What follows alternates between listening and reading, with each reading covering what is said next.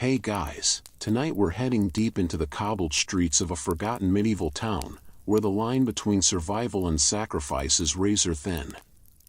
The air in Dunmere's lower quarter carried the scent of damp straw and sour ale, a miasma that clung to the narrow streets like a second skin. Cobblestones, slick with the leavings of horses and the spill of tavern mugs, gleamed under the weak light of a crescent moon. Elara moved through the shadows, her cloak drawn tight against the autumn chill. The hem was frayed, the wool patched at the elbows, but it was hers, bought with coin earned on her back in the candlelit rooms of the Gilded Rose. She was 23, though her eyes, gray as the storm clouds that rolled over the castle's turrets, held the weight of a woman twice her age. The castle town of Dunmere sprawled beneath the looming shadow of Lord Eric's keep, a fortress of grey stone perched on a hill like a brooding giant. Its walls were a boundary between the highborn and the low, the righteous and the wretched. Elara belonged to the latter, one of the women who worked the alleys and inns of the lower quarter, trading fleeting moments of intimacy for survival. She was no stranger to the whispers that followed her, whore, harlot, fallen woman. They stung less now than they had 5 years ago, when she'd first come to Dunmere with a basket of dreams and a heart still soft enough to break. Tonight, she was late. The Gilded Rose, a squat building with a sagging roof and a sign painted with a wilting flower, was already alive with the clamor of men, merchants, soldiers, and the occasional squire too young to know better. Elara slipped through the side door, avoiding the main taproom where Maud, the madam, held court. Maud was a woman of iron, her hair a nest of grey curls, her voice sharp enough to cut through the din. She'd taken Elara in when hunger had gnawed at her belly and the streets had offered no mercy. In return, Elara gave her half her earnings and a promise to never run off without settling her debts. Debts, it seemed, were the only constant in Dunmere. "Elara, you're late," Maud said without looking up from the ledger on her table. The room smelled of tallow and sweat, the air thick with the laughter of men and the clink of coins. "There's a wool merchant upstairs, room 3. Paid for an hour. Don't keep him waiting." Elara nodded, shedding her cloak and draping it over a chair. She wore a kirtle of faded blue, cinched tight to flatter her figure, though she'd long since stopped caring about allure. It was a transaction, nothing more. She climbed the creaking stairs, her boots soft against the worn wood, and knocked on the door to room 3. The wool merchant was a man of middle years, his beard flecked with gray, his hands calloused but clean. He sat on the edge of the bed, his eyes darting to her with a mix of hunger and unease. Elara had seen that look 1,000 times, a man caught between desire and shame, as if she were both the answer to his prayers and the sin that would damn him. "Good evening, my lord," she said, her voice low and practiced. She closed the door behind her, the latch clicking into place. "What would you have of me tonight?" He stammered, his words tripping over themselves. I'm no lord. Just Thomas. From the Weavers' Guild." Elara smiled, though it didn't reach her eyes. "Thomas, then. Shall we begin?" The hour passed as most did, a blur of practiced movements, murmured words, and the quiet rustle of clothing. Thomas was gentle enough, more nervous than cruel, and when it was done, he pressed an extra copper into her palm. "For your trouble," he muttered, avoiding her gaze as he adjusted his tunic and left.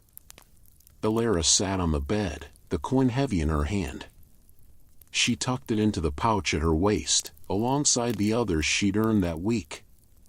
It wasn't much, but it was enough to keep her fed, to pay Maud, to inch closer to the dream she barely dared to name, a life beyond the Gilded Rose, beyond the lower quarter, beyond the weight of Dunmere's judgment. Downstairs, the taproom was quieter now, the hour growing late. Elara retrieved her cloak and stepped into the night, her breath clouding in the cold. She didn't linger at the Rose. Maud would count the coins later, and Elara had no desire to face her scrutiny tonight. Instead, she wandered toward the market square, where the stalls stood empty, their awnings sagging under the weight of dew. The castle loomed above, its torches flickering like distant stars. She wasn't alone. A figure leaned against the cart, his silhouette sharp against the moonlit street. Rowan, the baker's apprentice, was barely older than she, with a mop of dark hair and a grin that could charm the frost from winter.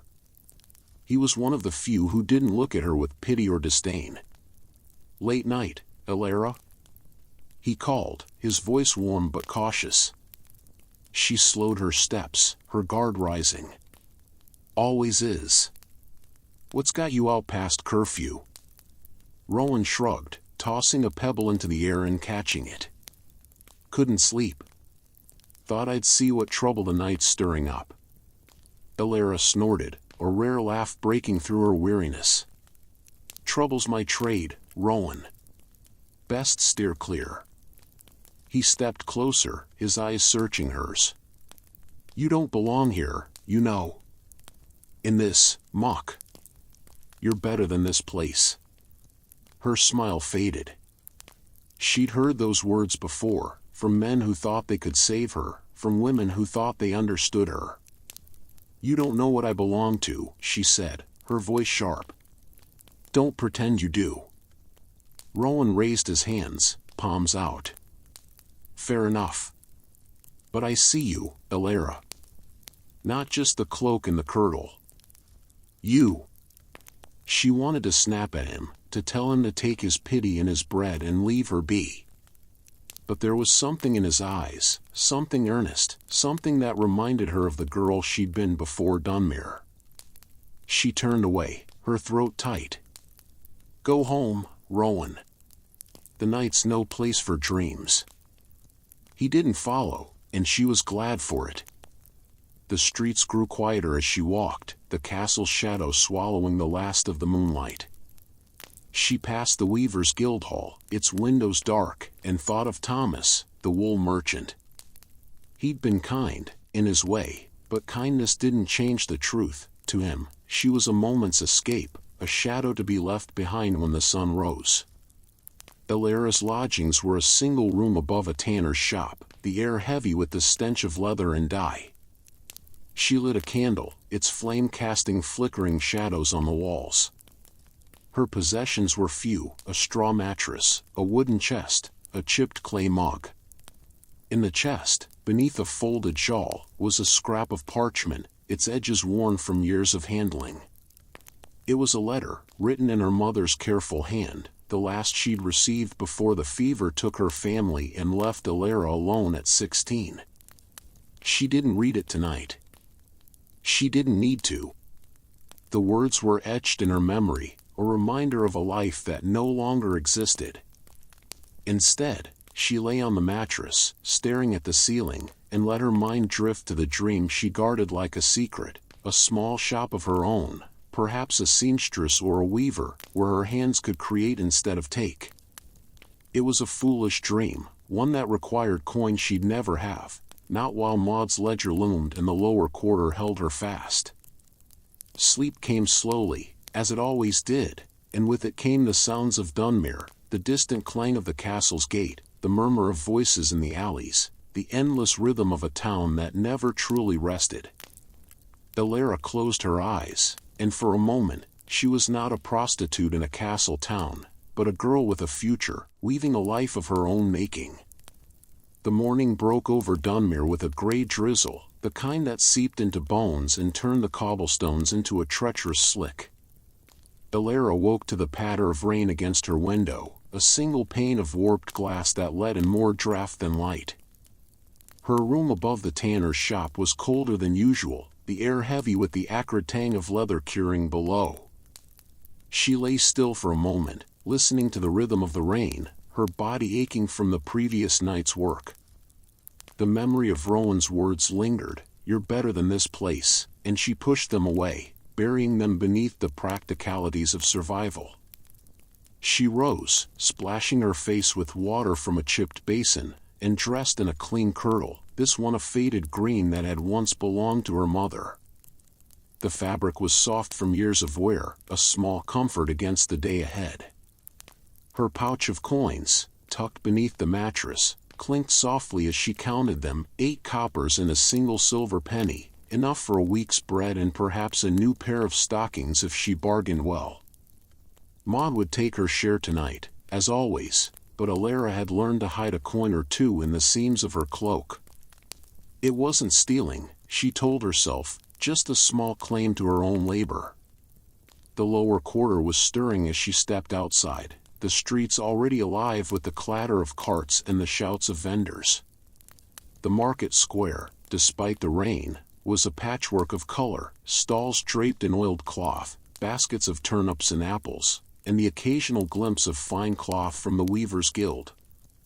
Elara kept her hood up, her eyes down, avoiding the gazes of those who knew her trade. The baker's stall was at the far end, its oven belching warmth and the scent of rye. Rowan was there, kneading dough, his sleeves rolled to his elbows. "Morning, Elara," he called, his voice cutting through the market's hum.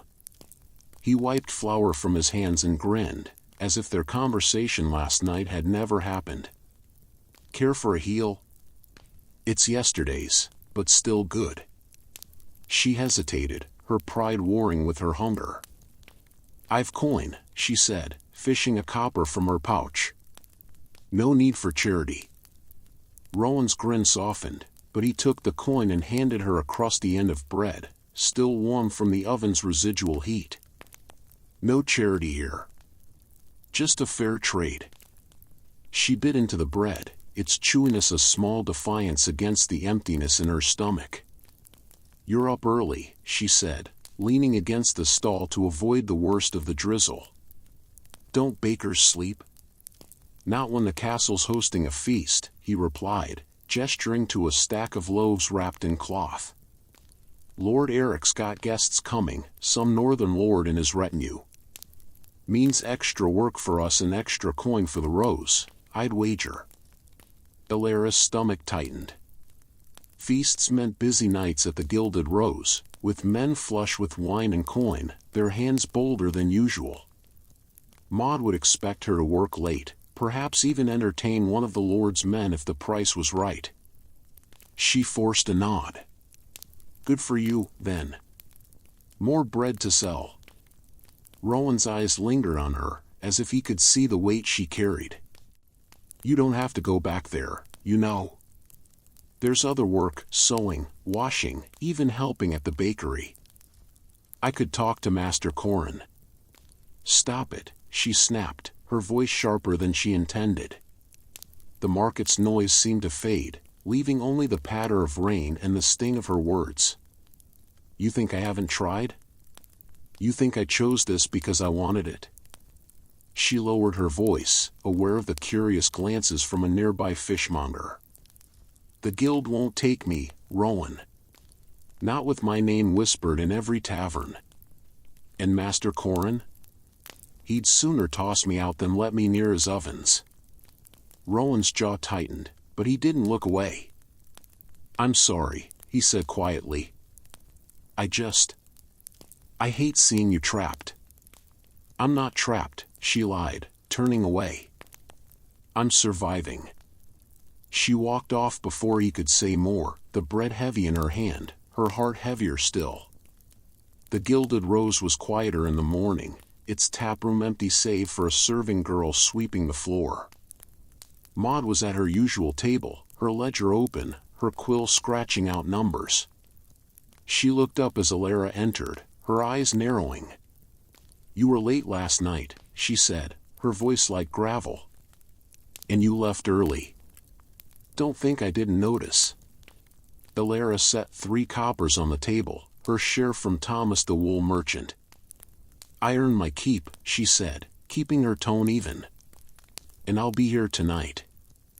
Maud's lips pursed, but she took the coins, adding them to a small iron box. "You'd better. Lord Eric's feast means knights and squires with coin to burn. I expect you to charm them, Elara. None of your sullen looks." Elara nodded, her jaw tight. She knew what Maud meant by charm, flattery, smiles, and a willingness to overlook wandering hands. She'd done it before, countless times, but each night chipped away at the girl she'd once been. "I'll do my part," she said, turning to leave. "Wait," Maud called. She reached into a drawer and pulled out a small bundle wrapped in cloth. "A client left this for you. Said it was a gift." Elara frowned, taking the bundle. It was light, the cloth coarse but clean. She unwrapped it to find a silver hairpin, its head shaped like a tiny rose. It was simple, nothing grand, but it caught the light in a way that made her breath catch. "Who left it?" she asked. Maud shrugged. "Didn't say. Just told me to give it to you. Don't go getting ideas, girl. It's just a trinket." Elara tucked the hairpin into her pouch, her fingers lingering on its cool metal.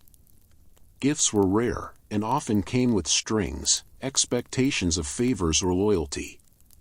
Still, she couldn't help but wonder about the giver. Thomas, perhaps? Or someone else, watching from the shadows?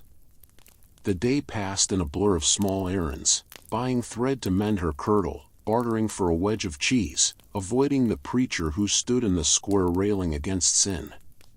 By evening, the rain had stopped, and the castle's torches blazed brighter, signaling the start of the feast. Elara returned to the Gilded Rose, her stomach knotted with dread and resignation. The taproom was already crowded, the air thick with the scent of ale and roasted meat. Men in fine tunics mingled with those in rough homespun, their voices loud with anticipation.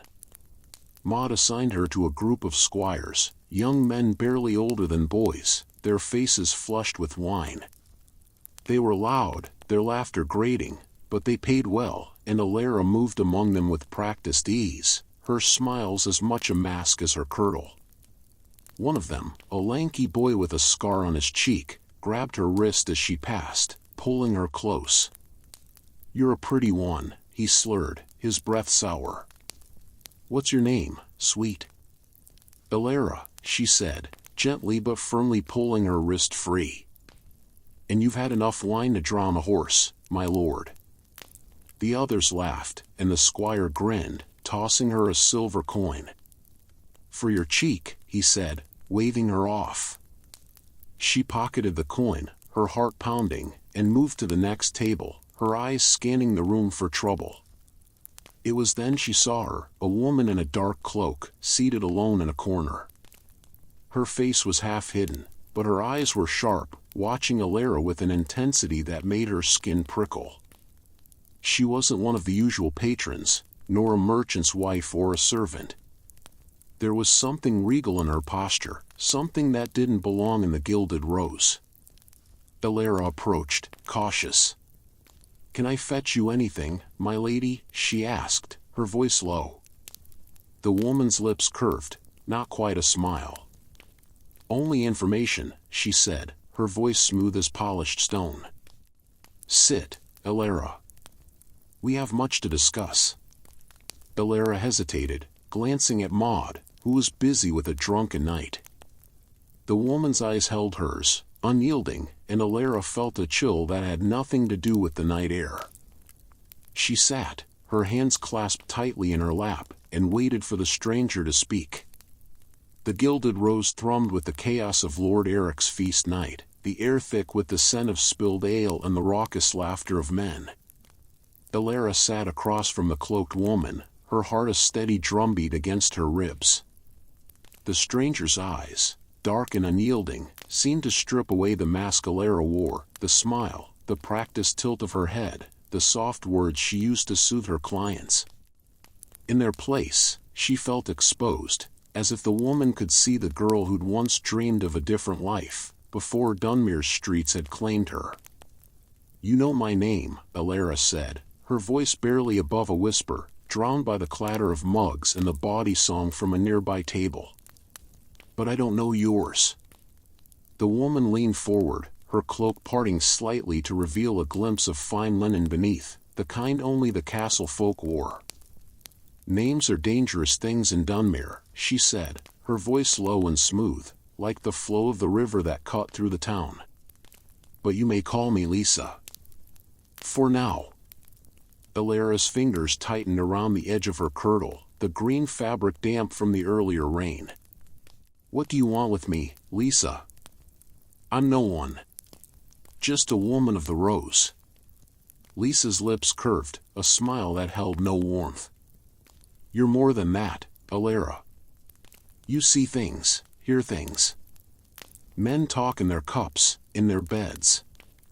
They spill secrets they'd never share with their wives or priests. And you listen. Elara's stomach twisted. She'd heard plenty in the candlelit rooms of the Gilded Rose, merchants grumbling about taxes, knights boasting of battles, squires whispering of betrayals. But she'd never thought of those words as currency, not until now. You want me to spy, she said, the word bitter on her tongue. For who? And why me? Lisa's gaze didn't waver. Because you're invisible to them.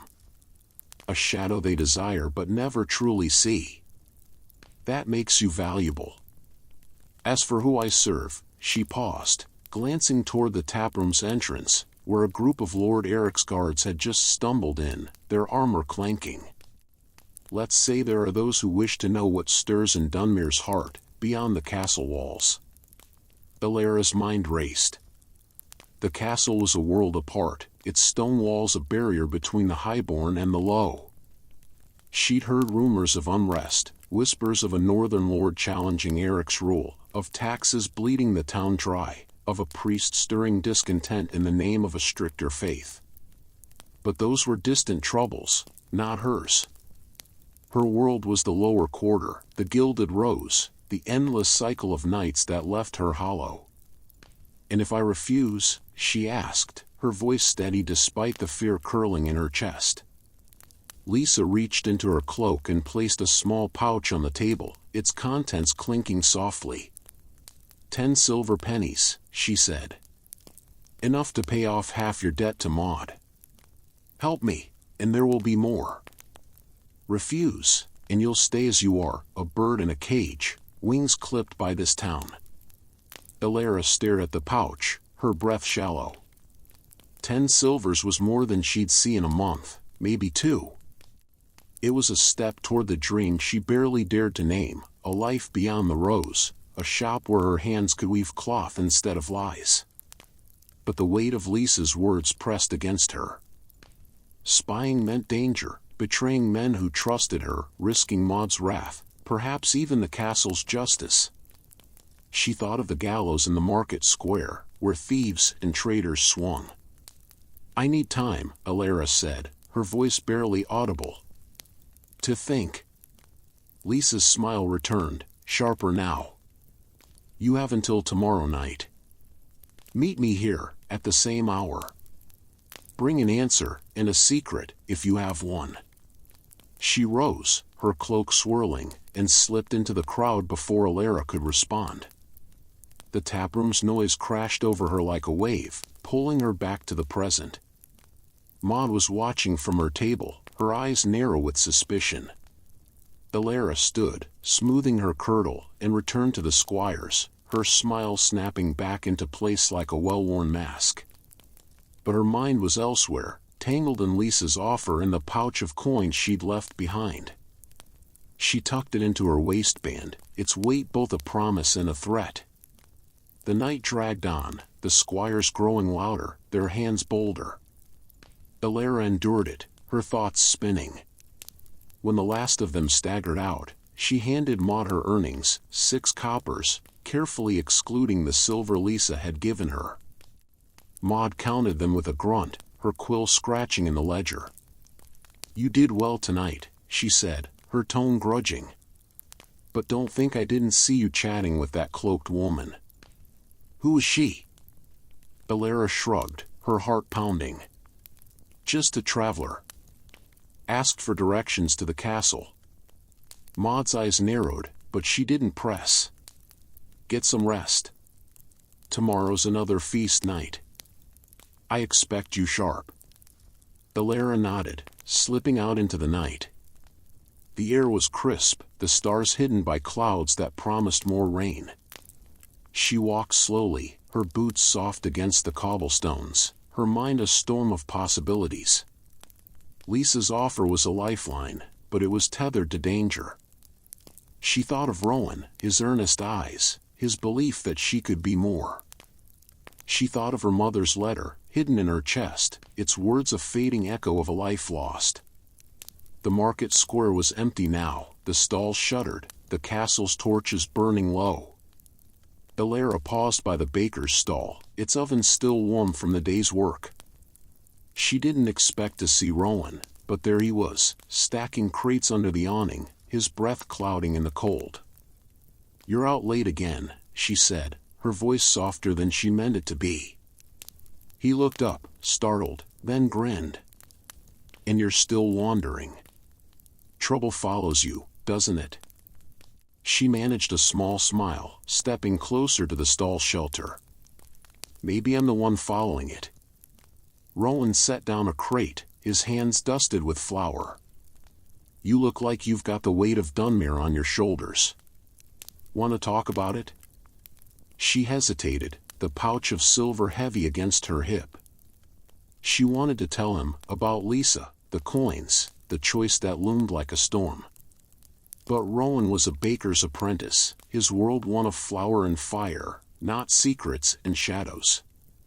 "Just a long night," she said, the lie bitter on her tongue.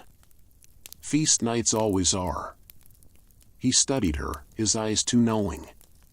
"You don't have to carry it alone, Elara. Whatever it is." Her throat tightened, and for a moment, she wanted to spill everything, to let someone share the burden.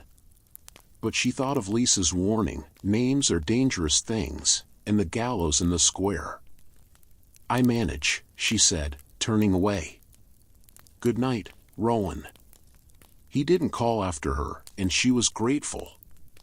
The walk to her room was a blur, the streets quiet save for the occasional bark of a dog or the creak of a shutter. She lit her candle, its flame casting long shadows, and sat on her mattress, the pouch of silver in her hands. She counted the coins, their edges worn but gleaming. 10 silvers, half her debt to Maud, a step toward freedom. But at what cost? She pulled the silver hairpin from her pouch, the one left by an unknown client. Its rose-shaped head caught the candlelight, delicate and out of place in her rough world. She wondered again who'd given it to her.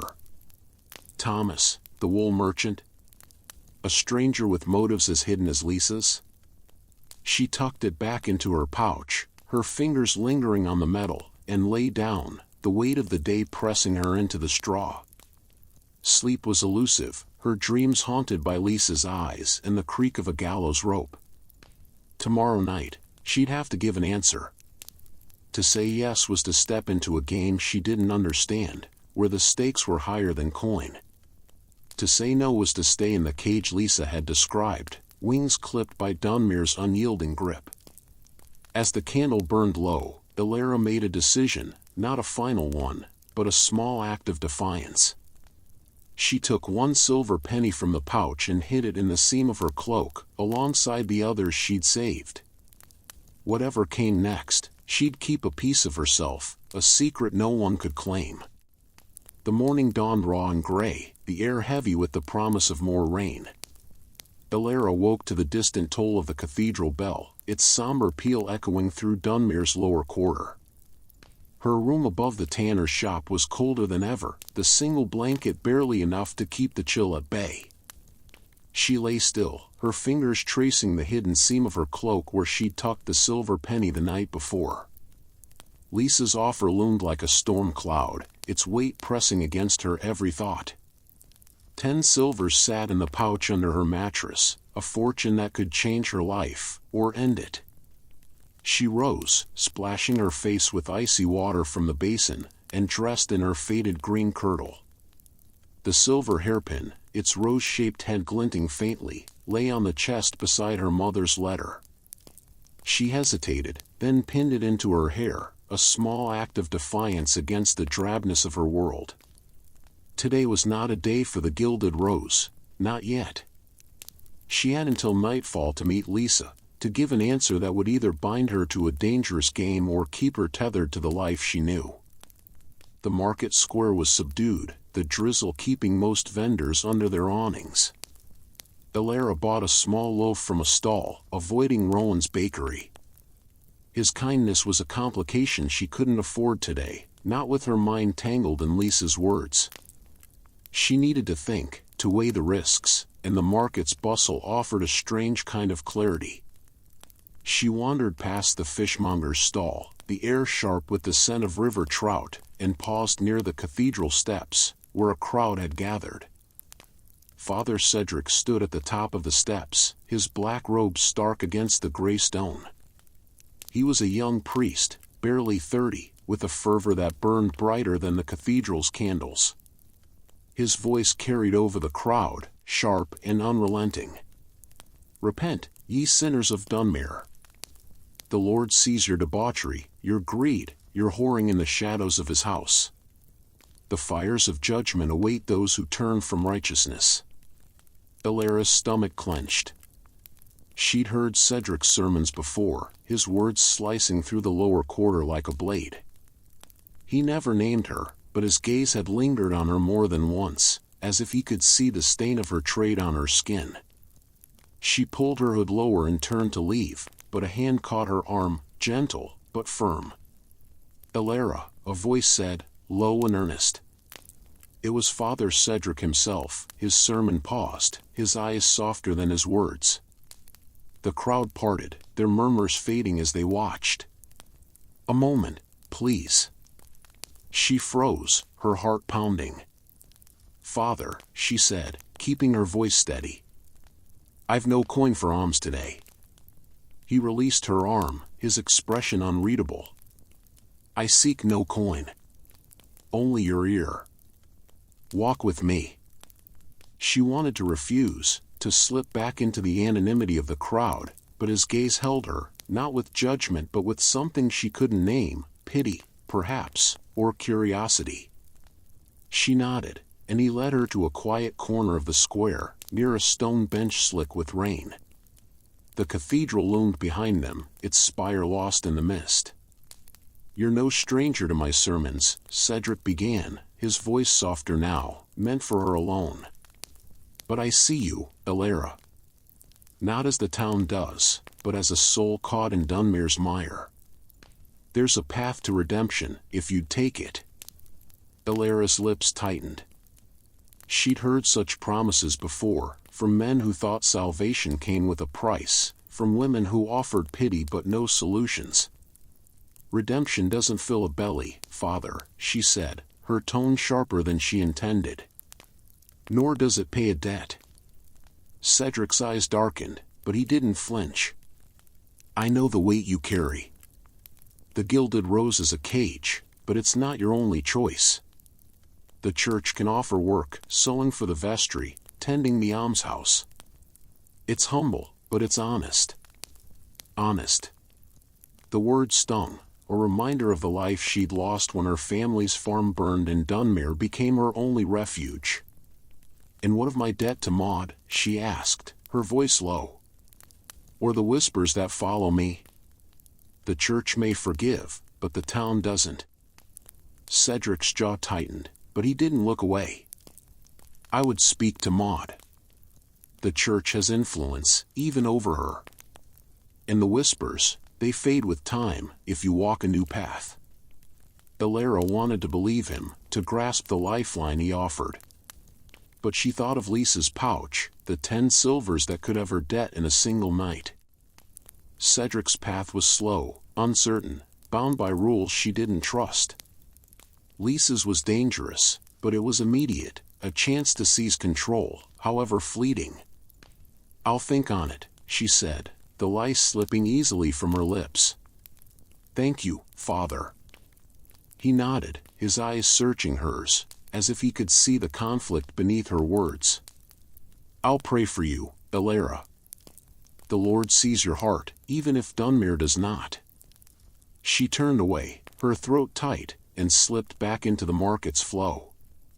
The cathedral bell tolled again, its sound chasing her through the streets. She didn't stop until she reached the riverbank, where the water ran swift and cold, its surface pocked by rain. She sat on a flat stone, her cloak pulled tight, and let the river's murmur drown out her thoughts. The day passed in a haze of indecision. She mended a tear in her kirtle, bought a wedge of cheese with a copper, and avoided the Gilded Rose until the evening's shadows lengthened. When the time came, she returned, her heart a knot of dread and resolve. The taproom was as crowded as the night before, the air thick with the scent of roasted pork and the laughter of men flush with Lord Eric's coin. Maud was at her ledger, her eyes sharp as ever. "You're early," Maud said, barely glancing up. "Good. There's a night in room 2. Paid for an hour. Don't dawdle." Elara nodded, her mind elsewhere. She scanned the taproom for Lisa, but the cloaked woman was nowhere to be seen. She climbed the stairs, her steps heavy, and knocked on the door to room 2. The knight was older, his hair streaked with gray, his eyes weary rather than lustful. He spoke little, and the hour passed quickly, leaving her with 3 coppers and a vague sense of relief. When she returned to the taproom, Lisa was there, seated in the same corner, her cloak blending with the shadows. Elara's pulse quickened. She approached, her hands clasped to hide their trembling.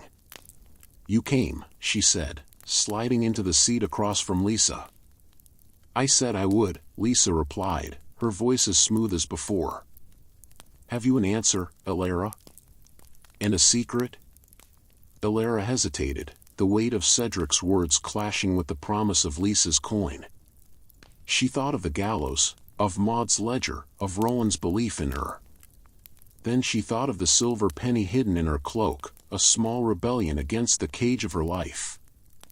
"I'll do it," she said, her voice steady despite the fear in her chest. "But I need to know more. Who do you serve? And what secrets do you seek?" Lisa's smile was a blade, sharp and fleeting. "Clever girl.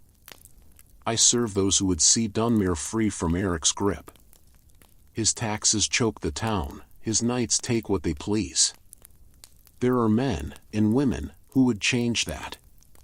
As for secrets," she leaned closer, her voice a whisper. "Anything that passes through the rose. Whispers of rebellion, of northern lords, of Eric's plans. You hear more than you know." Elara's mind flashed to the squire's drunken talk the night before, boasts of a northern lord's visit, hints of unrest in the villages. She hadn't thought it significant, but Lisa's eyes gleamed with interest when she recounted it. "Good," Lisa said, sliding another pouch across the table. 5 more silvers. Keep listening, Elara. And keep this between us." Elara took the pouch, its weight heavier than the coins it held. "And if I'm caught?" she asked, her voice low. Lisa's expression didn't change. "Don't be." The taproom's noise surged around them, a reminder of the world Elara was stepping deeper into. She tucked the pouch into her waistband, her decision made, her path set. As Lisa vanished into the crowd, Elara felt the weight of her choice settle like a stone in her chest. She was no longer just a woman of the rose, she was a shadow with secrets, and Dunmere would never look at her the same. The Gilded Rose was a furnace of noise and heat as Elara descended the stairs from room 2, her skin still prickling from the knight's calloused hands. The 3 coppers in her pouch felt heavier than they should, each a reminder of the life she'd chosen, or been forced into. Lisa's pouch of 5 silvers burned against her hip, a secret she could neither share nor ignore. The taproom swirled with the chaos of the feast's second night, knights roaring with laughter, merchants haggling over dice, and serving girls weaving through the crowd with trays of ale. Elara's eyes lingered on the corner where Lisa had sat, now empty, as if the woman had been a specter conjured by her own desperation. Maud was at her table, her ledger open, her quill a relentless scribe of debts and earnings. She looked up as Elara approached, her gaze sharp enough to cut through the haze of smoke and sweat. "You're slow tonight," Maud said, her voice a low growl. "The night paid well, but you're lingering like a lovesick maid. What's got into you?" Elara forced a smile, her heart thudding. "Just tired, Maud. Feast nights wore me thin." She set the 3 coppers on the table, careful to keep her movements steady, to betray nothing of the silver hidden in her waistband. Maud's eyes narrowed, her fingers pausing over the coins. "Tired or not, you've work to do. There's a merchant in room 4, and he's asked for you by name. Don't keep him waiting." Elara nodded, her stomach twisting. Asked for by name meant expectations, perhaps someone who'd heard of her from another client, or worse, someone who knew of her meeting with Lisa. She climbed the stairs again, her boots heavy on the creaking wood, and knocked on the door to room 4. The merchant was a wiry man with a sharp nose and eyes that darted like a rat's. He wore a tunic of fine wool, dyed a deep burgundy, and his fingers were stained with ink, marking him as a man of ledgers rather than labor. "Elara," he said, his voice oily as he gestured to a chair. "I've heard you're accommodating. I'm Giles, of the cloth trade. I've business in Dunmere, but tonight, I seek pleasure." She sat, her smile practiced, her mind racing. "Pleasure's my trade, Master Giles," she said, her voice soft but steady. "What would you have of me?"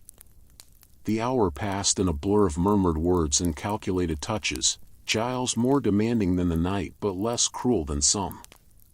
He spoke freely as they lay in the candlelight, his tongue loosened by wine. "Lord Eric's a fool," he muttered, his breath hot against her ear. "Raising taxes again, as if the weavers can bleed gold. The northern lord, Roran, they call him, he's stirring the villages, promising lower levies. Eric's knights will have a fight on their hands soon enough." Elara's pulse quickened, but she kept her expression neutral, her hands gentle as she traced his arm. "Sounds like trouble," she said, her tone light. "But what's that to a man like you?" Giles chuckled, a sound like dry leaves. "Trouble's good for trade, girl. Rebellion means demand, cloth for banners, wool for cloaks. I'll make my coin either way." When he left, tossing her 4 coppers with a smirk, Elara tucked the information away like another coin in her pouch.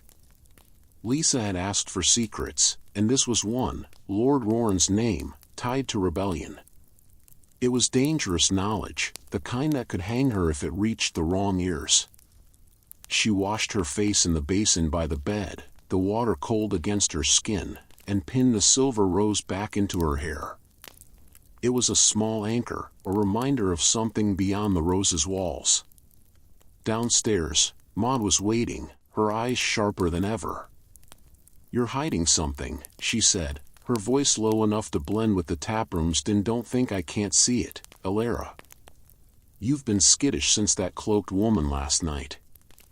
Elara's heart lurched, but she met Maud's gaze. "I'm not hiding anything. Just doing my work." Maud leaned closer, her breath sour with ale. "You'd better not be. I took you in when you had nothing, girl. Cross me, and you'll find the streets colder than you remember." The threat hung between them, heavy as the castle shadow. Elara nodded, her throat tight, and slipped out into the night before Maud could say more. The air was sharp, the rain holding off but the clouds low and brooding.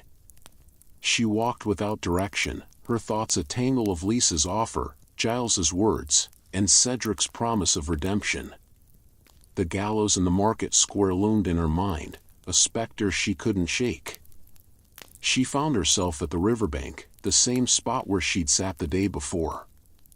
The water was darker now, reflecting the torchlight from the castle above. She was alone, or so she thought until a soft crunch of gravel announced another's presence. Rowan stepped into view, his baker's apron dusted with flour, his eyes catching the faint light. "You're making a habit of this," he said, his voice warm but cautious.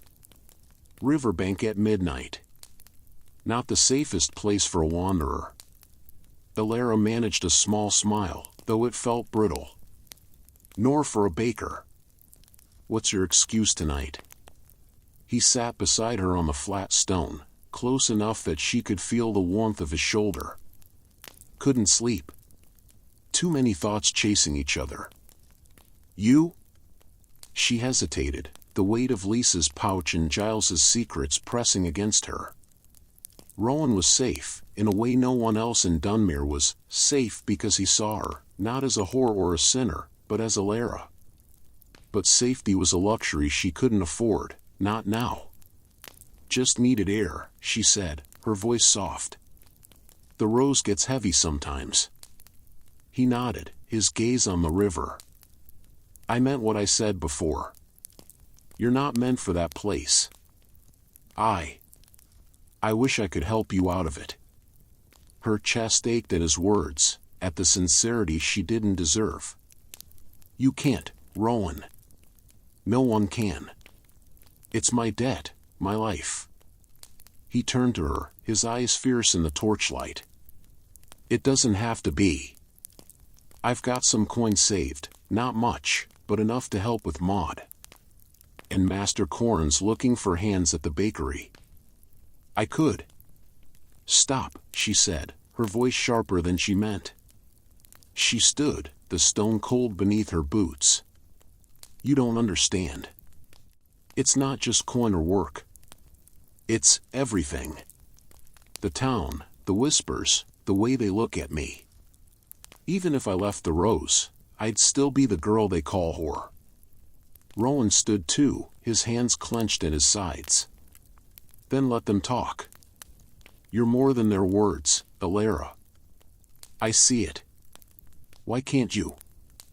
She wanted to scream, to tell him about Lisa, about the silvers, about the secrets that could burn Dunmere to the ground.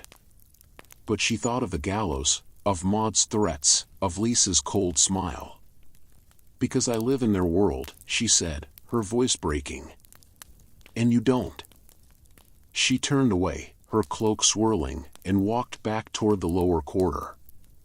Rowan didn't follow, and the silence behind her was louder than any shout. Her room welcomed her with its familiar chill, the candle's stub barely enough to light the space. She sat on her mattress, the pouch of silvers heavy in her hands. She counted them again, 15 now, with Lisa's latest gift. Enough to pay off most of her debt, to inch closer to freedom. But freedom was a lie when it came with chains of another kind. She pulled her mother's letter from the chest, its parchment soft and worn. The words were a litany she knew by heart. "Be brave, my girl. The world is hard, but you are stronger." She traced the ink, her mother's hand a ghost in the candlelight. Brave. She wasn't sure she knew what that meant anymore. Was it bravery to spy for Lisa, to risk everything for a chance at a new life? Or was it bravery to stay, to endure, to carve out a place in Dunmere's unforgiving streets? The night stretched on, the town sounds fading into a restless quiet. Elara lay down, the silver rose in her hair pressing against her scalp. Tomorrow, she'd listen again, gather more secrets for Lisa, and pray she wasn't weaving a noose for herself. For now, she closed her eyes and let the river's murmur carry her to sleep, a fragile shield against the storm she knew was coming. The third night of Lord Eric's feast brought a restless energy to Dunmere, as if the town itself sensed the undercurrents of rebellion whispered in its taverns. The Gilded Rose was a cauldron of noise, its taproom packed with knights, merchants, and squires, their voices slurred with ale and bravado. Elara moved through the crowd, her green kirtle clinging to her skin in the heat, her silver hairpin a quiet rebellion against the chaos. The pouch of 15 silvers, hidden beneath her mattress, weighed on her mind as heavily as Lisa's task. She was a spy now, a collector of secrets, and each word she overheard felt like a stone added to a precarious stack. Maud's eyes followed her from the ledger table, sharper than ever, as if she could smell the deception Elara carried. The madam had said little since their confrontation the previous night, but the silence was worse than words. It was a warning, a tightening noose. Elara kept her head down, serving ale and dodging wandering hands, her ears attuned to the fragments of conversation that might please Lisa. A squire boasted of new levies on the villages, a merchant muttered about a shipment of arms delayed at the northern border. She stored each tidbit, her memory a ledger of its own, though the cost of this knowledge gnawed at her. Upstairs, in room 3, a young knight awaited her, his armor discarded in a heap by the door. He was broad-shouldered, with eyes that held more sorrow than lust, and he spoke of his home in the hills, where the harvest had failed under Eric's taxes. "Roran's men are in the villages," he said, his voice low as he lay beside her. "They promise freedom, but it's blood they'll bring. Eric's knights are readying for a march north." Elara nodded, her smile soft, her heart racing. Another secret for Lisa, another step deeper into the shadows. When the knight left, pressing 2 coppers into her hand, she lingered by the window, the night air cool against her face. The castle loomed above, its torches flickering like eyes watching her every move. She wondered if Lisa was there, in those stone halls, or if she was a shadow like Elara, moving unseen through Dunmere's underbelly. Back in the taproom, Maud summoned her with a curt gesture. "You're distracted," she said, her voice like flint. "And don't lie to me, girl. I've seen you whispering, lingering in corners. Who's got your ear?" Elara's pulse quickened, but she kept her expression neutral. "No one, Maud. Just clients, same as always." Maud leaned forward, her gray curls spilling over her shoulders. "Don't play me for a fool. You've been different since that cloaked woman. I took you in, Elara, fed you, clothed you when you were starving. If you're scheming behind my back, I'll know it, and you'll regret it." The threat was a blade, cold and close. Elara thought of the silvers hidden in her room, of Lisa's promise of more, of the gallows in the market square. "I'm not scheming," she said, her voice steady despite the fear curling in her chest. "I'm here, doing my work." Maud's eyes bored into hers, searching for the lie. After a long moment, she waved her off. "Get back to it, then. Room 1's waiting." Elara nodded, her hands trembling as she turned away. The weight of Maud's suspicion was a chain, binding her as surely as her debt. She climbed the stairs, her mind racing, and performed her duties in room 1 with a merchant who smelled of cloves and spoke of nothing but his wife's infidelity. When it was done, she slipped out the back door, needing air, needing space to think. The lower quarter was quiet, the feast's revelry confined to the taverns. She wandered toward the cathedral, its spire a dark silhouette against the clouded sky. The steps were empty, the crowd from Father Cedric's sermon long gone, but a light flickered in the vestry window. On impulse, she climbed the steps and pushed open the heavy oak door, the scent of incense and wax enveloping her. Cedric was there, kneeling before a small altar, his head bowed in prayer. He looked up as she entered, his expression softening. "Elara," he said, rising. "I didn't expect you here, not at this hour." She hesitated, her cloak damp from the night's mist. "I didn't expect to come," she admitted, her voice low. "But I needed somewhere quiet." He gestured to a pew, his movements gentle. "Sit.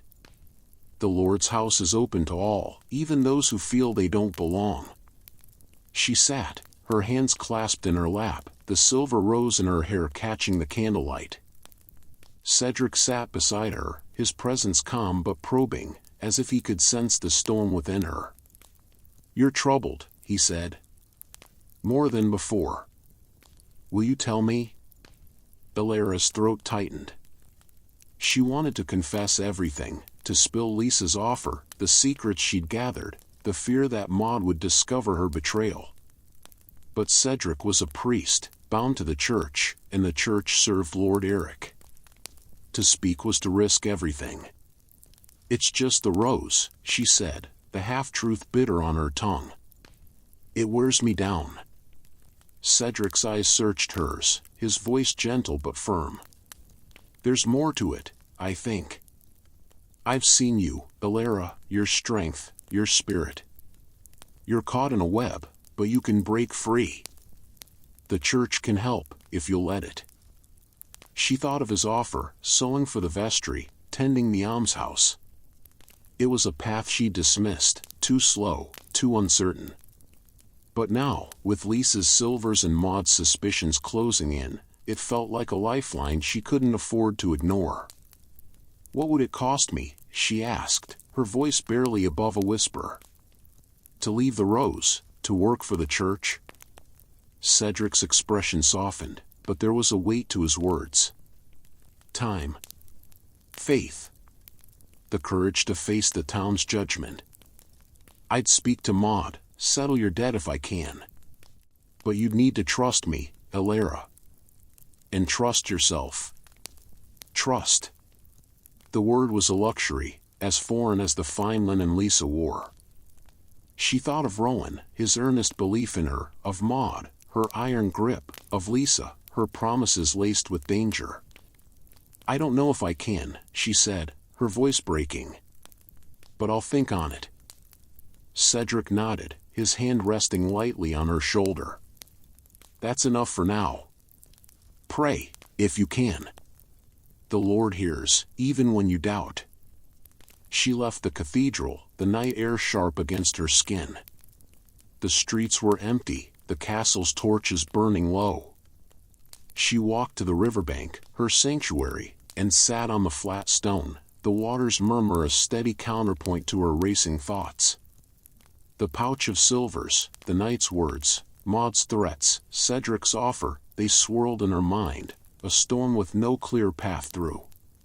Footsteps broke her reverie, soft but deliberate. She turned, expecting Rowan, but it was Lisa, her cloak blending with the shadows. "You've been busy," Lisa said, her voice smooth as ever. "I hear things, Elara. Whispers of northern lords, of knights preparing to march. You've done well." Elara's heart pounded, but she kept her face calm. "I listened, as you asked." "What now?" Lisa stepped closer, her eyes glinting in the torchlight. "Now you keep listening. There's a meeting tomorrow night, in the Weavers' Guild Hall. Merchants, squires, perhaps a knight or two. I need you there, unseen. Learn what they plan." Elara's breath caught. The guild hall was no tavern, it was a place of power, guarded and exclusive. "How am I to get in?" "I'm no weaver, and they'll know me for what I am." Lisa's smile was a sliver of moonlight. "You're resourceful, Elara. Find a way. A servant's cloak, a back door. Bring me what you hear, and I'll add 10 more silvers to your pouch." 10 more silvers. Enough to pay off Maud entirely, to step closer to the shop she dreamed of. But the risk was a noose tightening around her neck. "And if I'm caught?" she asked, echoing her question from the night before. Lisa's gaze didn't waver. "You won't be, if you're careful. But if you are, deny everything. I'll protect you, as long as you're loyal." Loyalty. Another chain, dressed in silk. Elara nodded, her decision made, though it felt like stepping off a cliff. "I'll do it," she said, her voice steady despite the fear in her gut. Lisa vanished into the night, leaving Elara alone with the river and her choices. She touched the silver rose in her hair, its weight a reminder of the unknown giver, of the life she was trying to weave from Dunmere's shadows. Tomorrow, she'd slip into the guild hall, a spy in a world that despised her. For now, she sat, the river's song her only comfort, and braced herself for the storm she'd chosen to face. The morning after Elara's meeting with Lisa dawned with a biting wind, the kind that cut through Dunmere's narrow streets and made the cobblestones glisten with frost. Elara woke in her room above the tanner's shop, the air sharp with the stench of leather and the chill of autumn's deepening grip. Her breath clouded as she sat up, her fingers brushing the pouch of 15 silvers hidden beneath her mattress. The weight of Lisa's task, sneaking into the Weaver's Guildhall tonight, pressed against her like the castle's shadow, heavy and unyielding. She was no longer just a woman of the Gilded Rose, she was a spy, and the thought both thrilled and terrified her. She dressed in her faded green kirtle, pinning the silver rose into her hair as a quiet defiance against the day's demands. The Guildhall was a fortress of its own, its doors guarded by men who knew her face and her trade. Lisa's words echoed in her mind, a servant's cloak, a back door. She'd need more than cunning to slip inside, she'd need luck, and a plan she didn't yet have. The market square was bustling despite the cold, vendors huddled under their awnings, their voices sharp as they hawked bread, fish, and bolts of cloth. Elara avoided Rowan's stall, her heart too raw from their last encounter to face his earnest eyes. Instead, she lingered near the Weaver's Guildhall, its stone facade looming at the square's edge. The building was sturdy, its windows narrow and high, its rear door tucked behind a row of barrels. A servant's cloak might get her inside, but staying unseen would be another matter. She bought a small apple from a vendor, its skin bruised but sweet, and sat on a bench to watch the Guildhall's comings and goings. Servants moved in and out, carrying baskets of wool or trays of bread for the evening's meeting.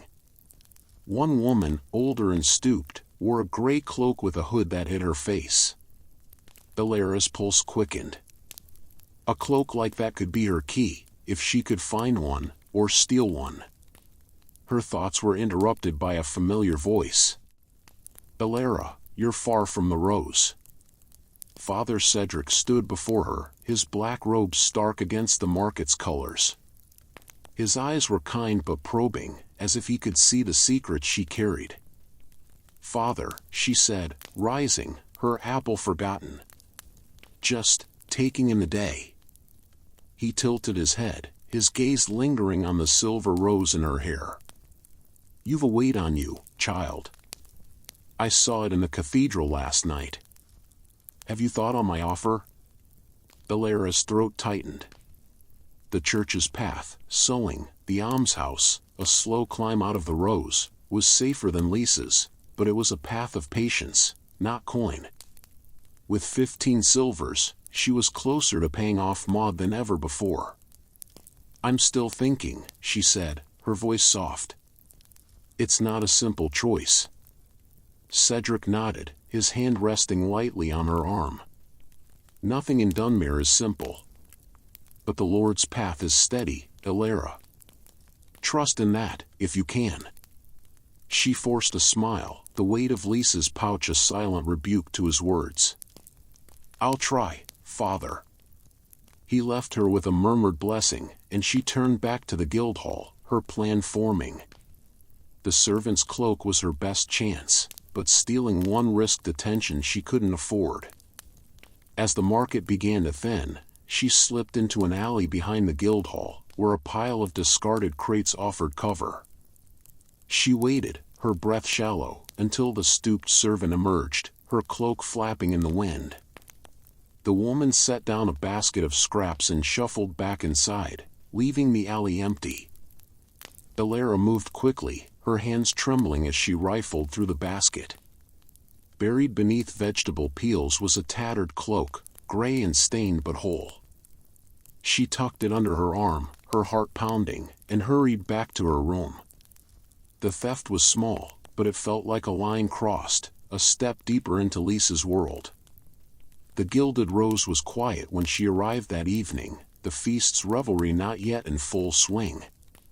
Maud was at her ledger, her eyes narrowing as Elara entered. "You're early," she said, her voice laced with suspicion. And you've got that look again. What are you hiding, girl? Elara's pulse raced, the stolen cloak hidden beneath her own. Nothing, Maud. Just here to work. Maud stood, her bulk filling the space between them. Don't lie to me. I've seen you sneaking off, whispering with strangers. You think I don't know every move you make in this town? She stepped closer, her breath sour. Hand over your pouch. Elara froze, the 15 silvers of burning secret against her hip. It's just my earnings, she said, her voice steady despite the fear clawing at her. Same as always. Maud's hand shot out, grabbing Elara's wrist. Show me. Panic surged, but Elara forced herself to stay calm. She reached into her waistband, pulling out the smaller pouch with her coppers, leaving the silvers hidden. Here, she said, spilling 6 coppers onto the table. From last night. Maud counted them, her eyes never leaving Elara's face. You're holding out on me, she said, her voice low and dangerous. I can smell it. Cross me, Elara, and you'll be out on the streets with nothing but the rags on your back. Elara nodded, her throat tight. I'm not crossing you, Maud. I swear it. Maud released her wrist, her gaze lingering. Get to work. Room 3's waiting. Elara climbed the stairs, her hands shaking. The client in room 3 was a squire, young and nervous, his words few but his coin generous. When he left, she lingered, her mind on the guild hall. The meeting was tonight, and Lisa's 10 silvers were a siren's call she couldn't ignore. She slipped out the back door, the stolen cloak tucked under her arm, and made her way to the market square. The guild hall was lit from within, its windows glowing like eyes. Elara pulled the gray cloak over her own, its hood hiding her face, and approached the rear door. A guard stood nearby, his attention on a passing cart. She waited, her breath shallow, until he turned away, then slipped inside, the door creaking softly. The hallway was dim, lined with barrels and smelling of wool and dye. Voices echoed from a chamber ahead, low and urgent. She crept closer, her boots silent on the stone floor, and pressed herself against a wall, hidden by a stack of crates. The chamber was large, its table surrounded by men, merchants in fine tunics, a knight in half armor, and a figure in a hooded cloak she didn't recognize. Their words were sharp, laced with anger. Eric's taxes will ruin us, a merchant said, his voice rising. The weavers can't pay, and the villages are starving. Roran's men are promising aid, coin, grain, freedom from the castle's grip. The knight slammed a fist on the table. Roran's a traitor. Eric's knights will crush him, and anyone who joins him. But I'll not deny the taxes are bleeding us dry. The cloaked figure spoke, their voice low and measured. Roran needs proof of Eric's weakness. His coffers, his troop movements. If we can get that, the north will rise. Elara's heart pounded, the secrets piling like stones. She memorized every word, every name, her mind a ledger of betrayal. As the meeting broke, she slipped back into the hallway, her cloak blending with the shadows. The guard was still outside, but a distraction, a clatter of barrels she nudged as she passed, drew his attention long enough for her to escape into the night. She returned to the riverbank, her breath coming in gasps. The secrets she carried were a noose, but they were also power. Lisa would pay well for this, 10 silvers, perhaps more. But Maud's suspicion and Cedric's offer loomed, each a different kind of cage. She thought of Rowan, his belief in her a warmth she didn't deserve. On impulse, she walked to the bakery, its oven still glowing faintly. Rowan was there, sweeping the floor, his face lighting up when he saw her. Elara, he said, setting the broom aside. You're out late again. She managed a smile, her heart raw. couldn't sleep. Too many thoughts. He stepped closer, his eyes searching hers. You look like you're carrying the world. Let me help, Elara. Please. She wanted to tell him everything, the Guildhall, Lisa, the secrets that could burn Dunmere. But she thought of the gallows, of Maud's threats, of Lisa's cold promise of protection. Just stay your friend, she said, her voice breaking. That's enough. He reached for her hand, his touch warm and steady. Always. She pulled away, the night calling her back to the rose, to Lisa, to the path she'd chosen. The Guildhall's secrets were hers now, and with them, a chance at freedom or ruin. The night air bit at Elara's skin as she left the riverbank, Rowan's warmth lingering in her mind like a half-remembered dream. The secrets she'd gathered in the Weaver's Guildhall weighed heavier than the 15 silvers hidden beneath her mattress, each word a thread in a tapestry she barely understood. Lord Roran's name, the merchant's anger, the knight's warning of a march north, they were fragments of a rebellion that could topple Dunmere, and she was now its silent courier. Her boots whispered against the cobblestones as she hurried toward the Gilded Rose, the stolen servant's cloak tucked under her arm, its gray folds a reminder of the line she'd crossed. The Rose was still alive with the feast's revelry, though the hour was late, and the crowd had thinned to the hardiest drinkers. Maud sat at her ledger, her eyes like daggers as Elara slipped through the side door. The madam's gaze locked onto her, unyielding, and Elara's heart thudded. She'd avoided Maud's scrutiny after her last client, but there was no escaping it now. You're late, Maud said, her voice a low growl that caught through the taproom's din, and you've got that look again, guilty as a thief. Where've you been, girl? Elara forced her hands to stay steady, clutching the cloak tighter. Just needed air, Maud. The rose gets stifling. Maud stood, her bulk casting a shadow over the table. Air, is it? You think I don't see you sneaking off, hiding things? I've half a mind to search you right now.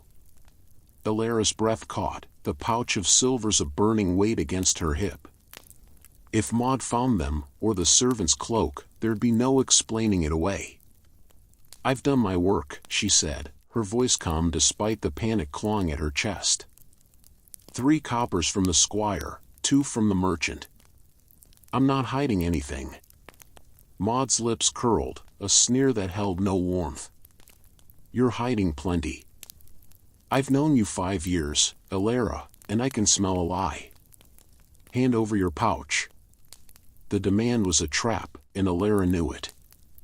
She reached for the smaller pouch of coppers, her movements slow, and spilled 5 coins onto the table.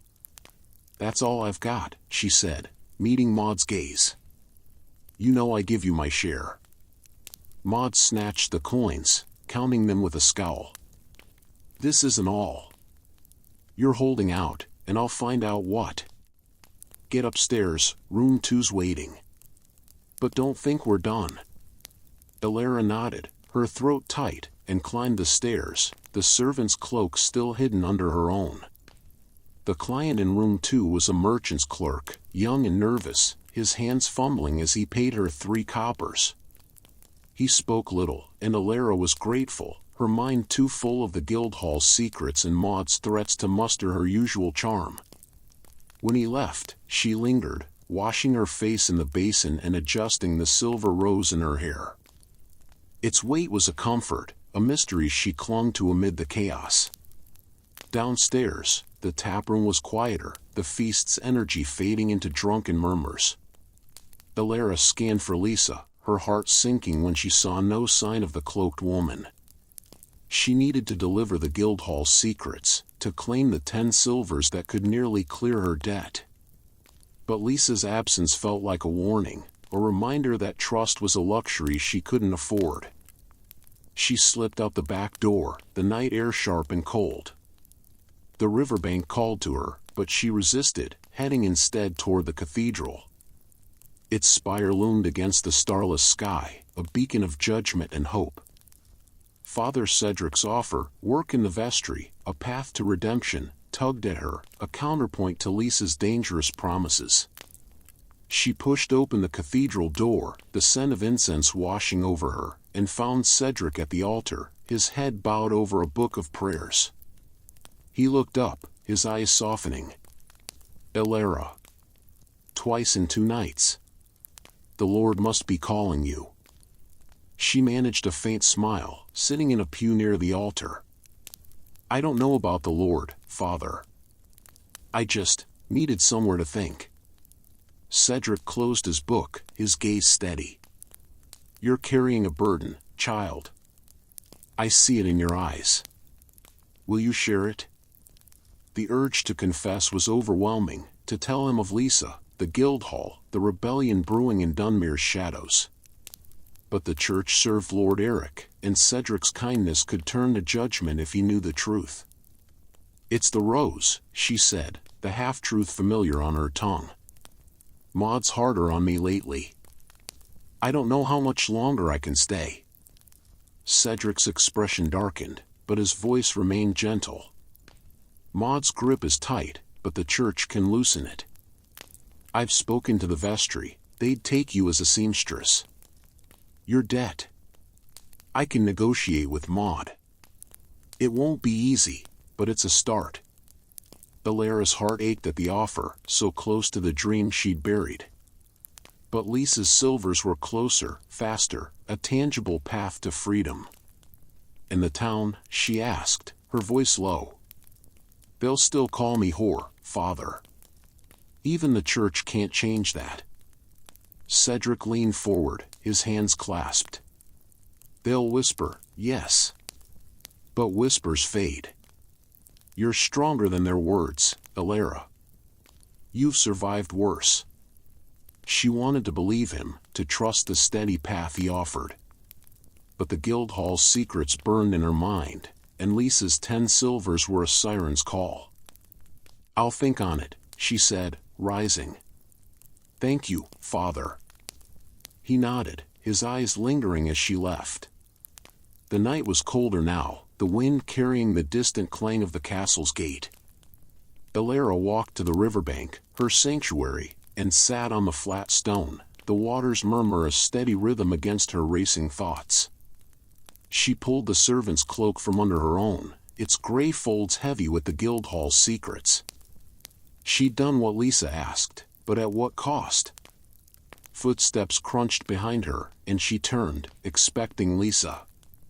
Instead, it was Rowan, his baker's apron dusted with flour, his eyes warm but wary. You're out here again, he said, sitting beside her. I'm starting to think the river's your home. She managed to laugh, though it felt brittle. It's quieter than the rose. Fewer demands. Rowan studied her, his gaze too knowing. You're in trouble, aren't you? I can see it, Elara. You don't have to tell me, but let me help. Her chest tightened, his kindness a knife she didn't deserve. She thought of the Guildhall, of Maud's suspicion, of Lisa's cold smile. You can't help, Rowan, she said, her voice soft. Not with this. He reached for her hand, his touch warm against the night's chill. Try me. I'm not just a baker, you know. I've got my own secrets. She pulled away, her heart raw. Don't. You don't know what you're asking. He stood, his jaw tight. I know you're drowning, Elara. And I'm not going to watch you sink. She watched him walk away, his silhouette swallowed by the dark. The river's murmur filled the silence, but it offered no answers. She tucked the servant's cloak under her arm and headed back to the Rose, her mind a storm of choices. Lisa would be there tomorrow, expecting secrets, promising coin. Maud was watching, her threats a noose tightening. Cedric's offer was a lifeline, but it was slow, uncertain, bound by Dunmere's judgment. In her room, she hid the cloak in her chest, alongside her mother's letter and the pouch of silvers. The silver rose in her hair caught the candlelight, its mystery a small comfort. She lay on her mattress, the secret she carried a weight she could barely bear. Tomorrow, she'd meet Lisa, deliver the Guildhall's whispers, and pray she wasn't weaving her own downfall. Sleep came fitfully, haunted by dreams of gallows and shadows. When she woke, the cathedral bell was tolling, a reminder of the day ahead. She dressed, pinning the silver rose in place, and stepped into Dunmere's streets, her path set but her heart divided. The rebellion was no longer a rumor, it was a fire, and she was its spark, whether she wanted to be or not. The morning sun barely pierced Dunmere's heavy clouds, casting a pallid light over the lower quarter's slick cobblestones. Elara woke with a start, the echo of the cathedral bell mingling with the remnants of her dreams, gallows creaking, Lisa's cold smile, Rowan's hand slipping from hers. Her room above the tanner's shop was frigid, the air thick with the acrid scent of leather. She reached beneath her mattress, her fingers brushing the pouch of 15 silvers, a fortune that felt more like a curse. Tonight, she'd meet Lisa at the Gilded Rose, deliver the Guildhall's secrets, and claim the 10 silvers that could nearly erase her debt to Maud. But the weight of those secrets, Lord Roran's rebellion, the merchant's discontent, the knight's warning of a march north, pressed against her like a stone. She dressed in her faded green kirtle, pinning the silver rose into her hair, its delicate weight a reminder of the unknown giver and the life she still dreamed of. The stolen servant's cloak, hidden in her chest alongside her mother's letter, was a dangerous relic of last night's trespass. She couldn't return to the Guildhall, not without a new plan, but the memory of its shadowed halls and whispered treasons haunted her. She was no longer just a prostitute in a castle town, she was a spy, and the line between survival and betrayal was razor thin. The market square was quieter today, the feast's final night drawing the town's energy toward the castle and its taverns. Elara avoided the Weaver's Guildhall, its stone facade a silent accusation, and bought a small loaf of bread from a vendor far from Rowan's stall. His words from the riverbank, "I'm not going to watch you sink," echoed in her mind, a warmth she couldn't afford to lean into. She needed clarity, not kindness, and the market's bustle offered a fragile shield against her thoughts. As she passed the cathedral, Father Cedric's voice carried from the steps, his sermon softer today, less fire and more sorrow. "The Lord sees the weary, the lost, the broken," he said, his words cutting through the market's hum. "Turn to him, and find rest." Elara kept her hood up, her eyes down, but his gaze found her, steady and unyielding. She quickened her pace, the memory of his offer, work in the vestry, a slow path to redemption, tugging at her heart.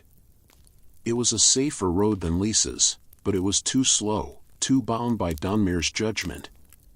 The Gilded Rose was a hive of preparation when she arrived, the taproom swept clean, fresh rushes on the floor, and serving girls scurrying with trays of bread and ale.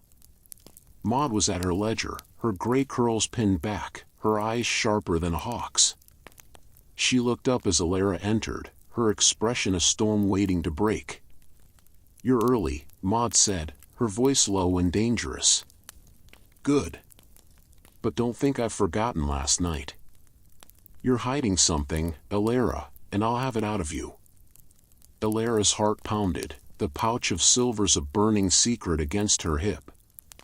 "I've nothing to hide," she lied, her voice steady. "I'm here to work, same as always." Maud stood, her bulk blocking the light from the taproom's lone window. "Don't play me for a fool. I saw you slip out last night, and you've been skittish as a cat in a storm. Empty your pouches, now." The demand was a blade, and Elara's mind raced. The coppers from her clients were in one pouch, but the silvers, Lisa's payment, were in another, hidden beneath her kirtle. If Maud found them, there'd be no explaining their source. "I've given you my earnings," Elara said, pulling out the smaller pouch and spilling 6 coppers onto the table. "That's all I've got." Maud's hand shot out, grabbing Elara's arm with a grip like iron. You think I'm blind? You're hoarding coin, or worse. Strip off that cloak. Panic surged, but Elara forced herself to stay calm. She unclasped her cloak, letting it fall to the floor, praying Maud wouldn't search her girdle. There's nothing else, she said, her voice trembling despite her effort. You know I'd not cross you. Maud's eyes bored into hers, searching for the lie. She released Elara's arm, her sneer twisting. You're on thin ice, girl. One more slip, and you're out. Room 1's waiting, don't dawdle. Elara nodded, her hands shaking as she retrieved her cloak and climbed the stairs. The client in room 1 was a squire, his face flushed with youth and wine, his words a jumble of boasts about the castle's defenses. Eric's got a new captain, he slurred, his hands clumsy as he paid her 3 coppers. Says the North's crawling with Roran's men. They'll be rooted out soon enough. Elara memorized his words, another secret for Lisa, though each one felt like a step closer to the gallows. When the squire left, she lingered, washing her face in the basin, the cold water of fleeting relief. The silver rose in her hair caught the candlelight, its mystery a small anchor in the storm of her life. Downstairs, the taproom was filling, the feast's final night drawing a raucous crowd. Elara scanned for Lisa, her heart leaping when she saw the cloaked woman in the corner, her face half hidden but her eyes sharp as ever. Elara approached, her hands clasped to hide their trembling. I have what you asked for, she whispered, sliding into the seat across from Lisa. Lisa's smile was a sliver of ice. Tell me. Elara leaned closer, her voice barely audible over the taprooms in the Guildhall meeting, merchants, a knight, a cloaked figure. They spoke of Roran's men in the villages, promising aid. The knight said Eric's planning a march north. And a squire tonight mentioned a new captain, hunting Roran's men. Lisa's eyes gleamed, her fingers drumming lightly on the table. Good. Very good. She slid a pouch across, its weight heavy with promise. 10 silvers, as agreed. There's more work, Elara. A knight's chamber in the castle, papers, letters, anything about Eric's plans. Get inside, and I'll double this. Elara's breath caught. The castle was a fortress, its halls guarded by men who'd hang her for less than theft. The castle, she said, her voice low. That's madness. I'd be caught before I reached the gate. Lisa's smile didn't waver. You found a way into the Guildhall. You'll find a way here. A servant's cloak, a delivery, use what you know. Do this, and you'll be free of Maud for good. The pouch of silvers was a siren's call, but the castle was a death sentence. Elara tucked it into her waistband, her mind racing. I'll need time, she said. And a plan. You have 2 days, Lisa said, rising. Meet me here, same hour. She vanished into the crowd, leaving Elara alone with her choices. The night dragged on, Elara moving through her clients with a mechanical grace, her thoughts on the castle and the gallows. When the taproom emptied, she slipped out, needing air, needing space. The riverbank was her refuge, but as she approached, she saw Rowan, his silhouette stark against the water's gleam. You're predictable, he said, his voice warm but strained. Riverbank, midnight. What's chasing you tonight? She sat beside him, the stone cold beneath her. Everything, she admitted, the words slipping out before she could stop it. I'm in deeper than I should be, Rowan. He turned to her, his eyes searching. Then let me pull you out. I've got coin, Elara, enough to help with Maud. You don't have to stay in the Rose. Her heart ached at his offer, so close to Cedric's but warmer, more real. But the 25 silvers now hidden in her room were a faster path, fraught with danger but within reach. It's not just coin, she said, her voice breaking. It's bigger than that. Things I can't tell you. He reached for her hand, his touch steady. Then don't tell me. Just let me stand with you. She pulled away, the weight of her secrets too heavy to share. You can't, Rowan. Not this time. He stood, his jaw tight, but he didn't leave. I'm not giving up on you, Elara. Not now, not ever. She watched him go, the river's murmur her only company. The castle loomed above, its torches a warning of the task ahead. She was a spy now, a shadow in Dunmere's game of power, and the path she'd chosen was leading her somewhere she couldn't yet see, freedom or ruin. The dawn broke over Dunmere with a chill that seeped into Elara's bones, the kind that made the lower quarters' cobblestones gleam with a thin sheen of frost. She woke in her room above the tanner's shop, the air heavy with the stench of leather and the weight of Lisa's latest demand: infiltrate the castle, steal papers from a knight's chamber, uncover Lord Eric's plans. The pouch of 25 silvers, hidden beneath her mattress, was a fortune that could nearly free her from Maud, but the castle was a fortress of stone and steel, its halls patrolled by guards who'd see her hanged for less than theft. Her heart pounded as she traced the silver rose in her hair, its mystery a faint anchor against the storm of her choices. She dressed in her faded green kirtle, the stolen servant's cloak tucked in her chest alongside her mother's letter. The Guildhall's secrets, Lord Roran's rebellion, the merchant's discontent, the knight's talk of a march north, burned in her mind, each a thread in a tapestry she was weaving for Lisa. But the castle was a different beast, its dangers sharper than the Gilded Rose's shadows. She needed a plan, and 2 days to find it. The market square was subdued, the feast's final revels leaving the town weary. Elara avoided Rowan's bakery, his words from the riverbank, "I'm not giving up on you," too raw to face. She lingered near the castle gate instead, its iron portcullis a grim barrier between her and Lisa's task. Servants moved in and out, carrying baskets of bread or barrels of ale, their cloaks gray and unremarkable. The stolen cloak might get her inside, but staying unseen in the castle's halls would require more than luck. She bought a small turnip from a vendor, its earthy taste grounding her as she watched the gate. A cart rumbled through, laden with firewood, its driver a grizzled man who barely glanced at the guards. An idea sparked: delivery carts were rarely searched, their drivers trusted. If she could pose as a servant delivering goods, she might slip past the gate. But the thought of facing armed knights, of rifling through a chamber under their noses, made her stomach twist. Her thoughts were interrupted by a familiar voice. "Elara, you're far from the rose." Father Cedric stood beside her, his black robes a stark contrast to the market's muted colors. His eyes were gentle but piercing, as if he could see the secret she carried. "Father," she said, tucking the turnip into her cloak. "Just watching the world go by." He tilted his head, his gaze lingering on the silver rose. "You're troubled, child." "More than before." "Have you considered my offer?" "The vestry's work is yours, if you'll take it." Elara's chest tightened.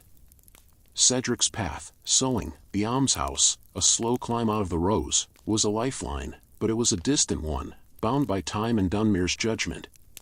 Lisa's silvers were closer, a tangible escape, though each coin came with a noose. "I'm still thinking," she said, her voice soft. "It's a hard choice, Father."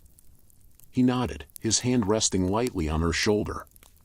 "The Lord tests us, Elara, but he also offers grace. I'll speak to Maud, if you're ready. Your debt can be settled, your past left behind." The promise was a warmth she wanted to cling to, but the castle loomed before her, its shadow a reminder of Lisa's task. "Thank you," she said, the words heavy. "I'll let you know soon." Cedric left her with a murmured prayer, and Elara turned back to the gate, her plan forming. A delivery cart, a servant's cloak, a moment's distraction, she could make it work, if she was careful. She spent the day gathering what she needed: a basket of apples from the market, a plausible excuse for entering the castle. By evening, her nerves were taut, the weight of her choices a stone in her chest. The Gilded Rose was quieter tonight, the feast's end leaving the taproom half empty. Maud was at her ledger, her eyes narrowing as Elara entered. "You're late," she said, her voice like gravel. "And you've got that guilty look again. What are you plotting, girl?" Elara's heart raced, the pouch of silvers hidden beneath her kirtle. "Nothing, Maud," she said, forcing her voice to stay even. "Just tired from the feast nights." Maud stood, her bulk filling the space between them. "Tired, is it? You've been slipping out, hiding coin, whispering with strangers. I want the truth, Elara, or I'll turn you out tonight." The threat was a blade, and Elara's mind scrambled. She couldn't let Maud search her, not with the silvers in the servant's cloak. "I'm not hiding anything," she said, pulling out her smaller pouch and spilling 5 coppers onto the table. "This is all I've got from last night." Maud snatched the coins, her eyes never leaving Elara's face. "You're lying. I can smell it. Strip off that kirtle, now." Panic surged, but Elara stood her ground, her hands trembling. "You've no right, Maud. I've paid my share, done my work. Let it be." Maud's sneer was a storm breaking. "No right? I own you, girl, until your debt's paid. Strip, or I'll do it for you." The taproom's noise faded, the few patrons watching with drunken curiosity. Elara's heart pounded, but before she could respond, a voice cut through the tension. "Leave her be, Maud." Rowan stood in the doorway, his baker's apron dusted with flour, his eyes fierce. Maud turned, her sneer deepening. "This is no business of yours, baker's boy. Get out." Rowan stepped forward, his voice steady. "Elara's no thief. She's paid you fair. Let her go." Elara's breath caught, torn between gratitude and fear. Rowan's interference was a shield, but it drew Maud's wrath. "You think you can save her?" Maud spat, advancing on him. "She's mine until I say otherwise." Rowan held his ground, his jaw tight. "She's no one's, Maud. And if you touch her, you'll answer to more than the rose." The threat hung in the air, a reckless promise. Maud's eyes flickered, but she backed off, her voice low. "Get to work, Elara. Room 3. And you, baker, out, before I call the guards." Elara nodded, her hands shaking as she climbed the stairs. The client in room 3 was a merchant, his words few but his coin generous, 4 coppers for an hour's work. She performed her duties, her mind on Rowan's defiance, Maud's threats, and the castle's looming danger. When the merchant left, she lingered, washing her face in the basin, the silver rose a quiet comfort in her hair. Downstairs, the taproom was emptying, and Maud's glare followed her as she slipped out the back door. She needed to find Lisa, to deliver the Guildhall's secrets and plan for the castle, but the riverbank called first, its murmur a refuge. She sat on the flat stone, the water dark and swift, and let her thoughts settle. Footsteps broke the silence, and she turned, expecting Lisa. It was Rowan, his face pale in the torchlight. "You're going to get yourself killed," he said, his voice low but urgent. "Maud's not blind, Elara. Whatever you're doing, it's burning you up." She stood, her heart raw. "You shouldn't have stepped in," she said, her voice breaking. "You don't know what you're risking." He stepped closer, his eyes searching hers. "I know I'm not letting you face it alone. Tell me, Elara. What's got you so scared?" The urge to confess was a tide, pulling at her. She thought of Lisa's silvers, the Guildhall's secrets, the castle's danger. But Rowan's world was flower and fire, not rebellion and betrayal. "I can't," she said, her voice a whisper. "It's too big, Rowan. Just stay away." He reached for her hand, his touch warm and steady. "I'm not going anywhere. Not until you're free." She pulled away, the river's murmur drowning her thoughts. The castle waited, Lisa's task a noose tightening. She was a spy now, a shadow in Dunmere's game, and the path she'd chosen was leading her toward a precipice she couldn't yet see. The morning light filtered weakly through Dunmere's heavy clouds, casting a gray pallor over the lower quarter's slick cobblestones. Elara woke in her room above the tanner's shop, the air sharp with the stench of leather and the chill of a deepening autumn. Her fingers brushed the pouch of 25 silvers hidden beneath her mattress, each coin a step toward freedom and a weight pulling her deeper into Lisa's web. Tonight, she would meet Lisa at the Gilded Rose to confirm her plan to infiltrate the castle, a task that felt like stepping into a lion's den with nothing but a stolen cloak and a prayer. The silver rose in her hair, its delicate weight a mystery she clung to, was her only comfort as she dressed in her faded green kirtle. The castle loomed over Dunmere, its stone walls a fortress of power and peril. Lisa's demand, to enter a knight's chamber, steal papers detailing Lord Eric's plans, was a death sentence if she were caught. Elara had seen the gallows in the market square, their ropes swaying in the wind, a reminder of what happened to those who crossed the castle's law. But the promise of 10 more silvers, enough to clear her debt to Maud, was a siren's call she couldn't ignore. She'd spent the previous day refining her plan, a delivery cart, the stolen servant's cloak, a basket of apples as her excuse. It was a fragile scheme, but it was all she had. The market square was quiet, the town recovering from the feast's successes. Elara avoided Rowan's bakery, his defiance in the Rose the night before, standing up to Maud, risking her wrath, a wound too fresh to touch. She moved toward the castle gate instead, her eyes tracing the flow of servants and carts. A delivery of firewood was due this afternoon, she'd learned from a vendor's gossip, and the driver was an old man who rarely checked his load. If she could hide in the cart, cloaked as a servant, she might slip past the guards. The thought made her stomach churn, but she pushed it down, focusing on the task. As she passed the cathedral, Father Cedric's voice drifted from the steps, his sermon a soft plea for repentance. "The Lord offers mercy to the weary," he said, his words a quiet contrast to his usual fire. Elara kept her hood up, but his gaze found her, as if drawn by her turmoil.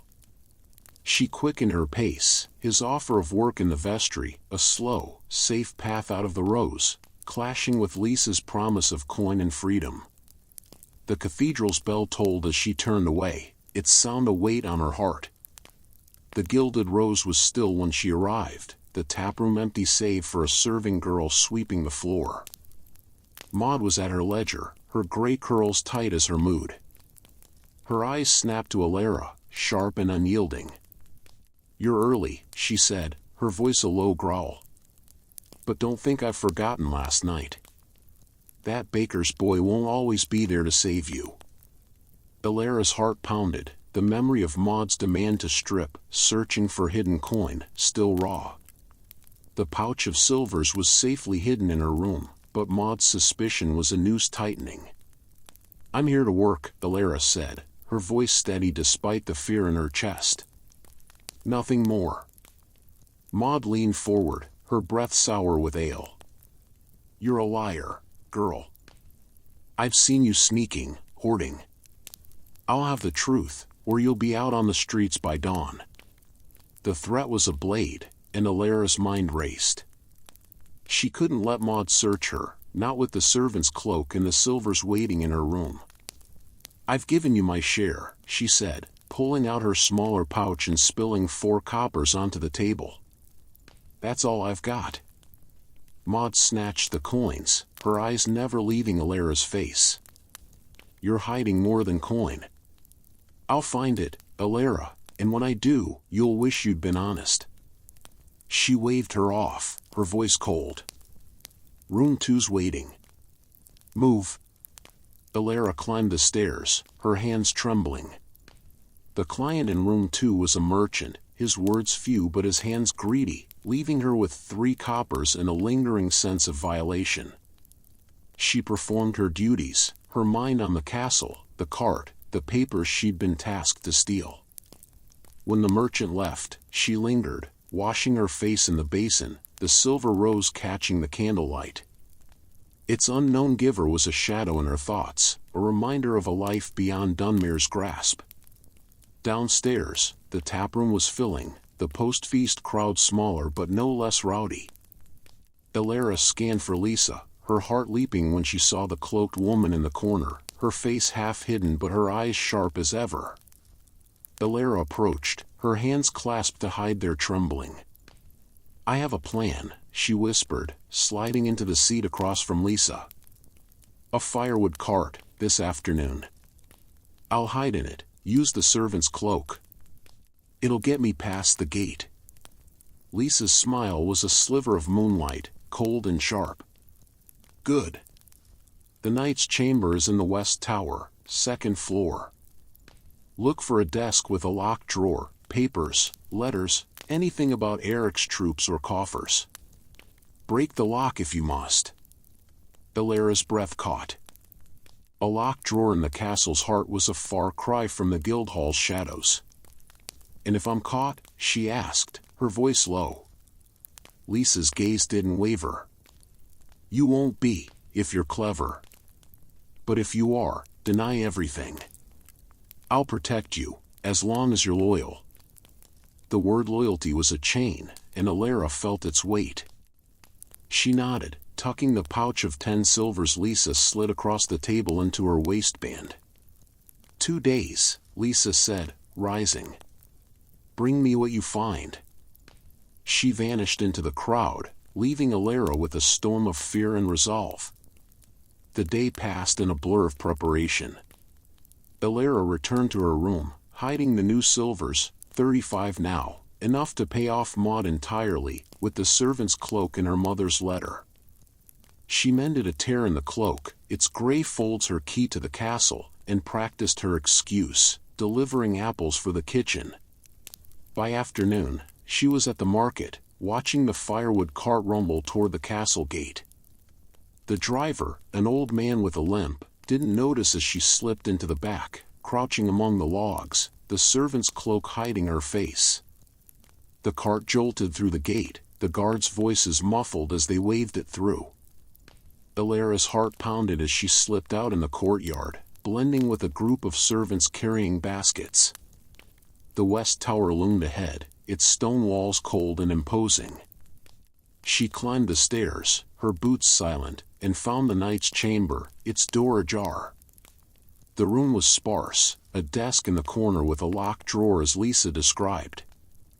Her hands shook as she pried at the lock with a hairpin, not the silver rose, but a plain one she'd kept for such tasks. The lock gave way with a soft click, revealing a sheaf of papers.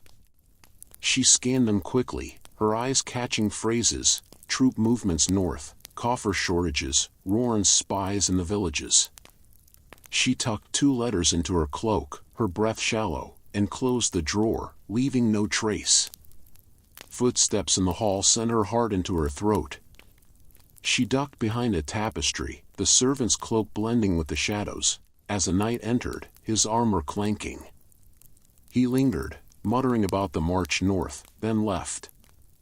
Elara slipped out, her pulse racing, and made her way back to the courtyard, rejoining the servants as they left the castle. The night air was a relief as she returned to the lower quarter, the letters hidden in her cloak. She headed to the riverbank, needing its calm before facing Lisa.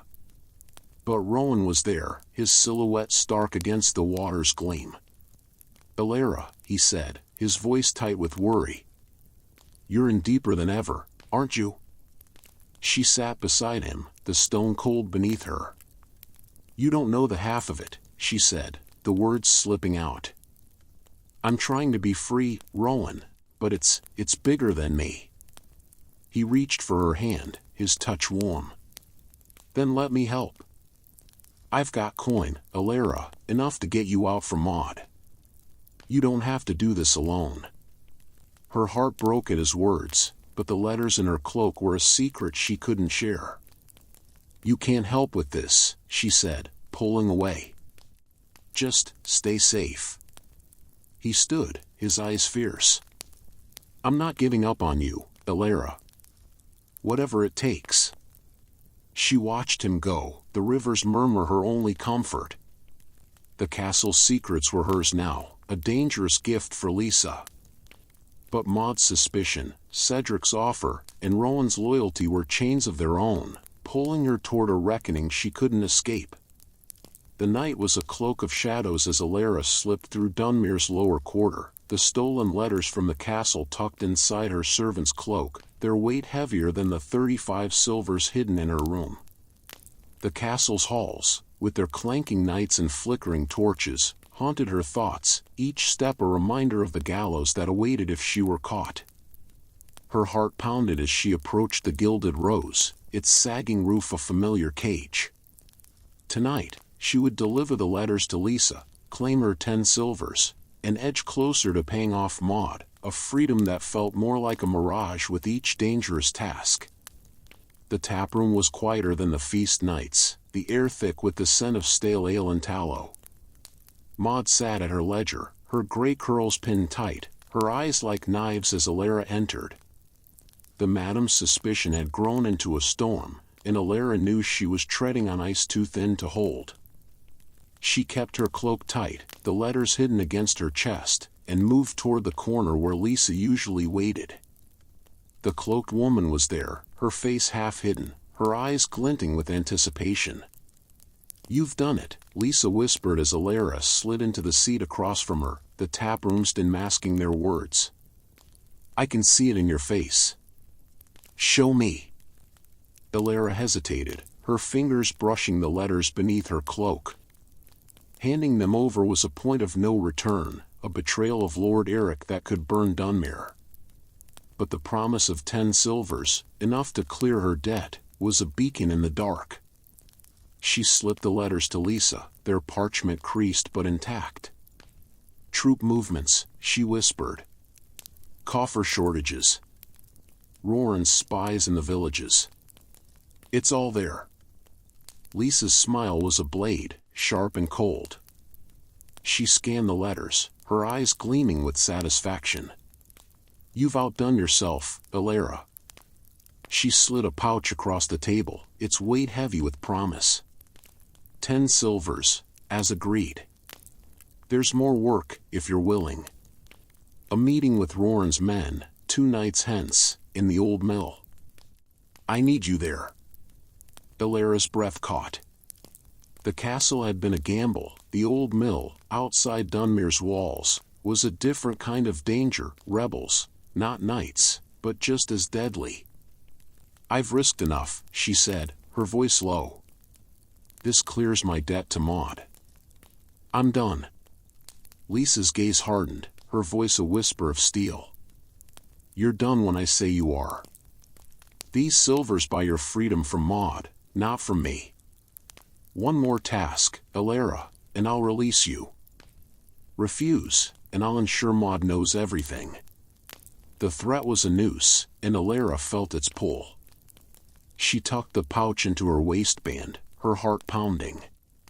2 nights, she said, her voice steady despite the fear in her gut. "Then I'm free." Lisa nodded, her smile returning. "Good. Be at the mill at midnight. Bring what you hear." She vanished into the crowd, leaving Elara with the weight of 45 silvers and a task she couldn't escape. The taproom's noise surged around her, but Maud's voice cut through like a blade. "Elara." The madam stood, her bulk blocking the light from the taproom's window. "To my table, now."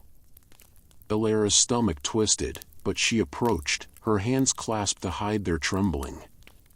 Maud's eyes were a storm, her lips a thin line. "You've been whispering with that cloaked woman again," she said, her voice low and dangerous.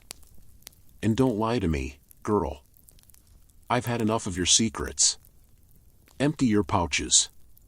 Panic surged, the letters gone but the silver's a burning secret. Elara pulled out her smaller pouch, spilling 5 coppers onto the table. "This is all I've got," she said, her voice trembling. "From the merchant last night." Maud's hand shot out, grabbing Elara's wrist. "You're lying. I saw you take something from that woman. Strip, or I'll do it for you." The taproom's eyes were on them now, the few patrons watching with drunken curiosity. Elara's heart raced, but before she could respond, a crash echoed from the door. Rowan stood there, his baker's apron dusted with flour, his eyes fierce. "Let her go, Maud," he said, his voice steady. "She's paid you fair."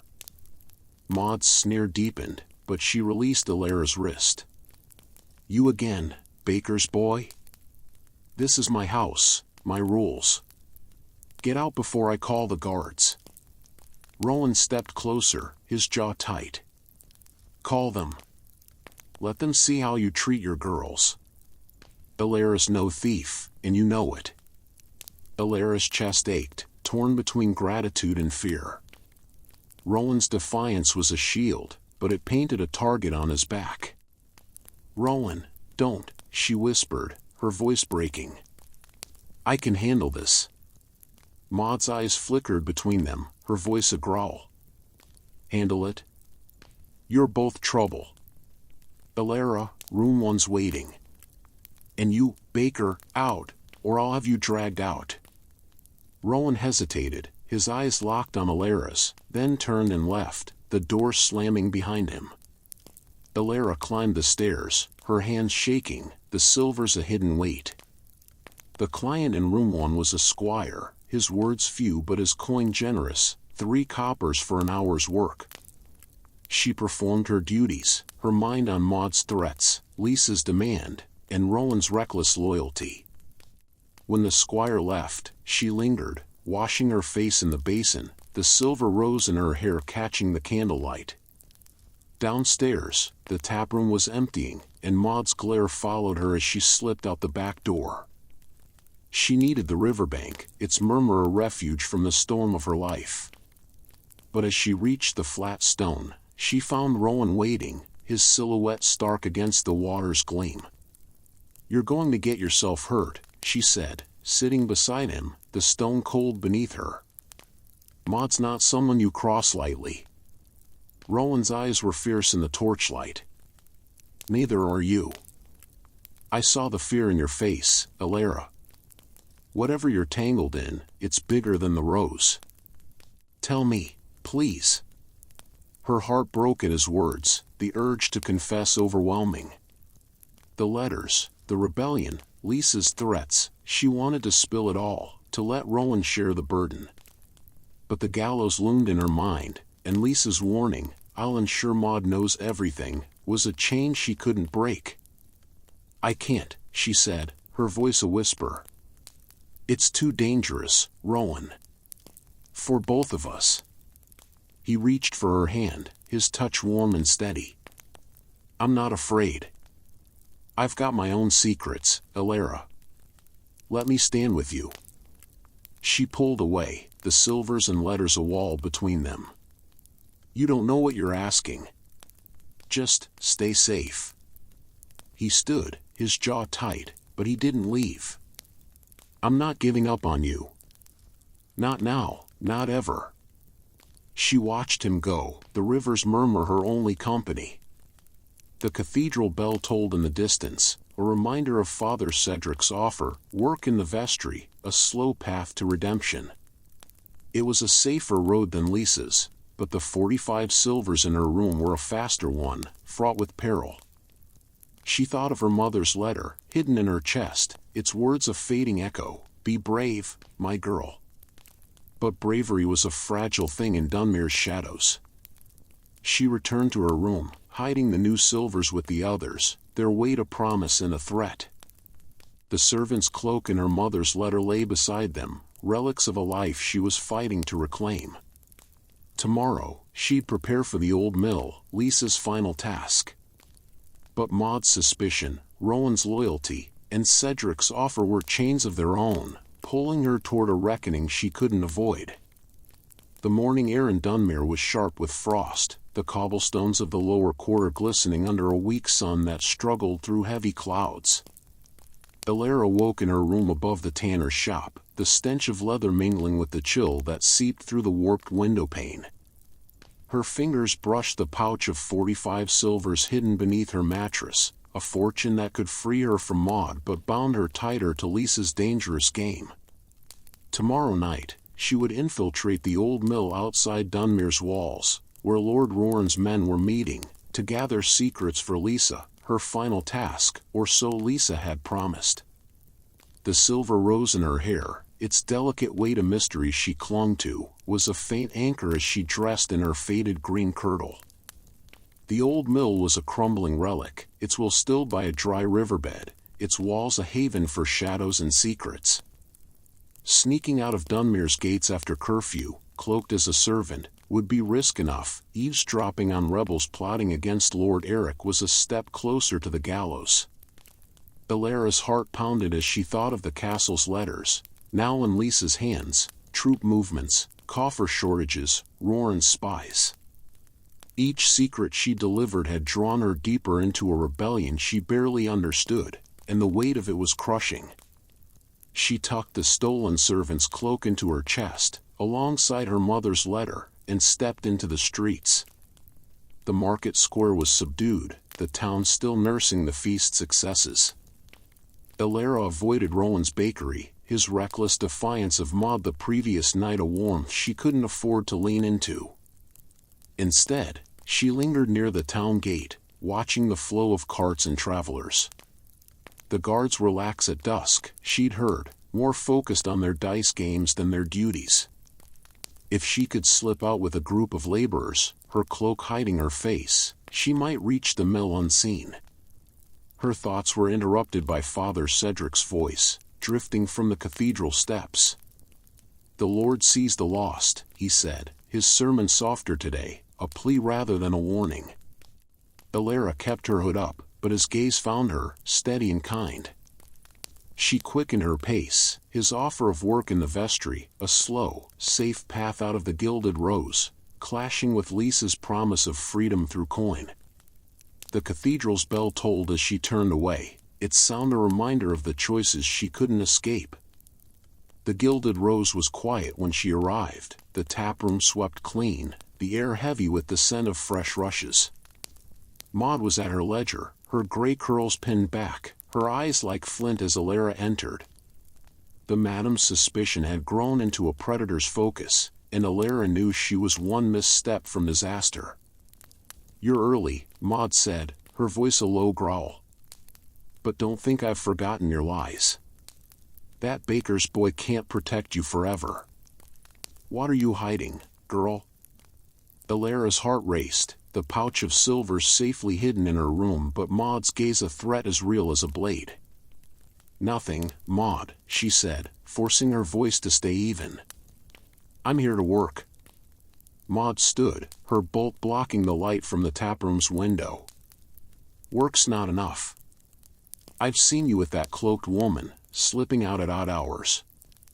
Empty your pouches, now." Panic surged, the memory of Maud's last demand to strip still raw. Elara pulled out her smaller pouch, spilling 3 coppers onto the table. "This is all I've got," she said, her voice trembling. "From the squire last night." Maud's hand shot out, grabbing Elara's wrist with a grip like iron. "You're lying. I'll have the truth, or I'll search your room myself." The threat was a thunderclap, and Elara's mind scrambled. Her room held the silvers, the servant's cloak, her mother's letter, evidence that could damn her. "You've no cause," she said, her voice steady despite the fear clawing at her chest. "I've paid my share." Maud's sneer was a storm breaking. "Cause? I own you, girl, until your debt's paid. You'll show me everything, or you're out." Before Elara could respond, a voice cut through the tension. "Enough, Maud." Rowan stood in the doorway, his baker's apron dusted with flour, his eyes fierce. "Let her go." Maud turned, her voice a snarl. "You again? This is my house, baker's boy. Get out before I call the guards." Rowan stepped closer, his jaw tight. "Call them. Let them see how you bully your girls. Elara's no thief, and you know it." Elara's heart ached, torn between gratitude and terror. Rowan's defiance was a shield, but it drew Maud's wrath like lightning. "Rowan, stop," she whispered, her voice breaking. "Please." Maud's eyes flickered between them, her voice low. "You're both trouble. Elara, room 3's waiting. And you, Baker, out, or I'll make you regret it." Rowan hesitated, his eyes locked on Elara's, then turned and left, the door slamming behind him. Elara climbed the stairs, her hands shaking, the silvers a hidden weight in her thoughts. The client in room 3 was a merchant, his words few but his coin generous, 4 coppers for an hour's work. She performed her duties, her mind on Maud's threat to search her room, Lisa's demand for the mill, and Rowan's reckless loyalty. When the merchant left, she lingered, washing her face in the basin, the silver rose in her hair catching the candlelight. Downstairs, the taproom was filling, the post-feast crowd smaller but rowdy. Elara scanned for Lisa, but the cloaked woman was absent, leaving her to wait until tomorrow night. She slipped out the back door, needing the riverbank's calm before facing the mill's dangers. The water was dark and swift, its murmur a refuge. Elara sat on the flat stone, her cloak pulled tight, the silvers and secrets a weight she could barely bear. Footsteps broke the silence, and she turned, expecting Rowan. It was Father Cedric, his black robes blending with the night, his eyes gentle but probing. "Elara," he said, sitting beside her. "You're far from the rose, and heavy with burdens. Will you share them?" Her throat tightened, the urge to confess overwhelming. The silvers, the letters, the mill, she wanted to spill it all, to let Cedric's calm absolve her. But the church served Lord Eric, and her secrets could hang her. "It's just the rose," she said, the half-truth bitter on her tongue. "Maud's harder on me now." Cedric's gaze lingered, his voice soft. "Maud's grip is tight, but the church can loosen it. The vestry's work is yours, Elara. I'd settle your debt, if you'd let me." The offer was a lifeline, but the 45 silvers in her room were closer, a faster path fraught with peril. "I don't know if I can," she said, her voice breaking. "The town's whispers, the past, they don't fade easily." Cedric nodded, his hand resting lightly on her shoulder. "They fade with time, child. Trust in that, if you can." She left him by the river, the night air sharp against her skin. The old mill loomed in her thoughts, its dangers a shadow over her heart.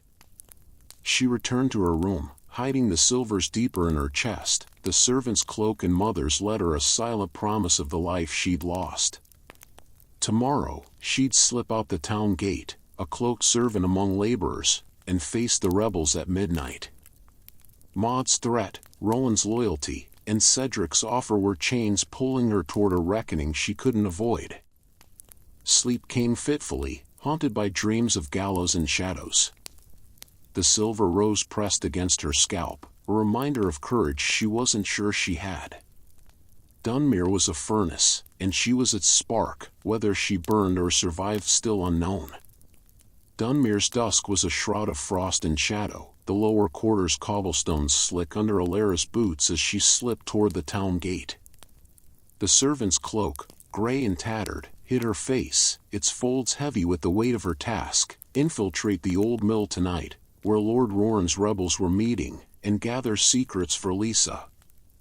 The pouch of 45 silvers, hidden in her room above the tanner's shop, was enough to free her from Maud, but Lisa's final demand bound her to a rebellion she feared. The silver rose in her hair, its mystery a faint comfort, pressed against her scalp as she joined a group of laborers heading out the gate. The guards, distracted by a dice game, barely glanced at the laborers, and Elara passed through, her heart pounding. The old mill lay a mile beyond Dunmere's walls, its crumbling silhouette dark against the starless sky. She moved quickly, the cloak blending with the dusk, her thoughts on Maud's threat to search her room, Rowan's reckless loyalty, and Father Cedric's offer of redemption. Each was a chain, pulling her toward a reckoning she couldn't escape. The mill's well was still, its riverbed dry, the air sharp with the scent of mold and dust. Elara crouched behind a stack of rotting crates, her breath shallow as voices drifted from inside, low, urgent, laced with anger. She crept closer, peering through a broken shutter.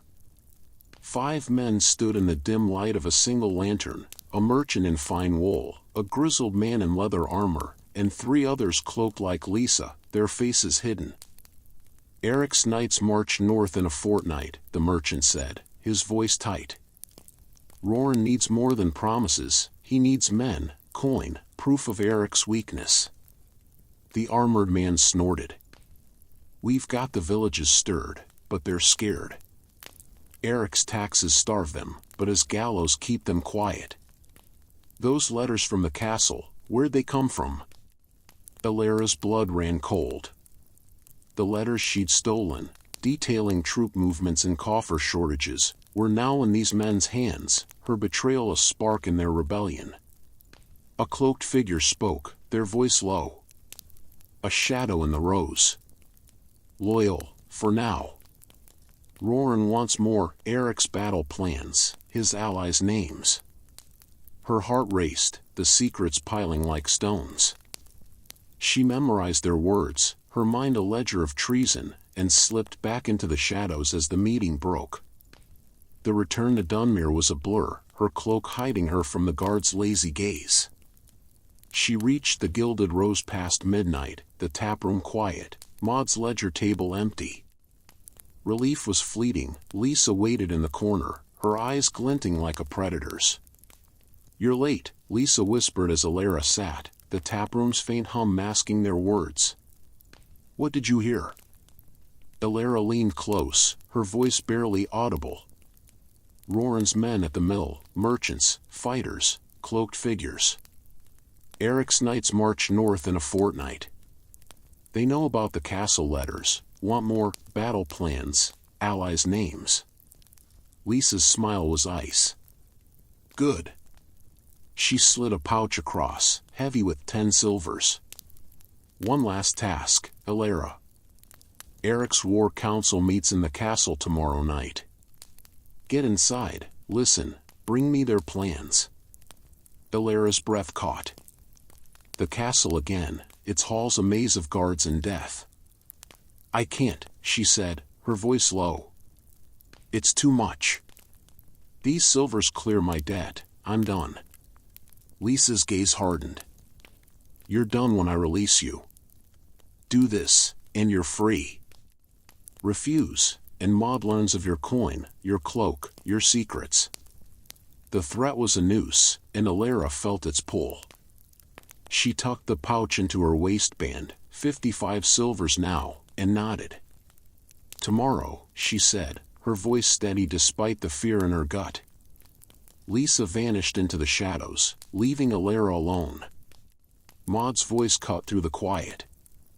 "Elara."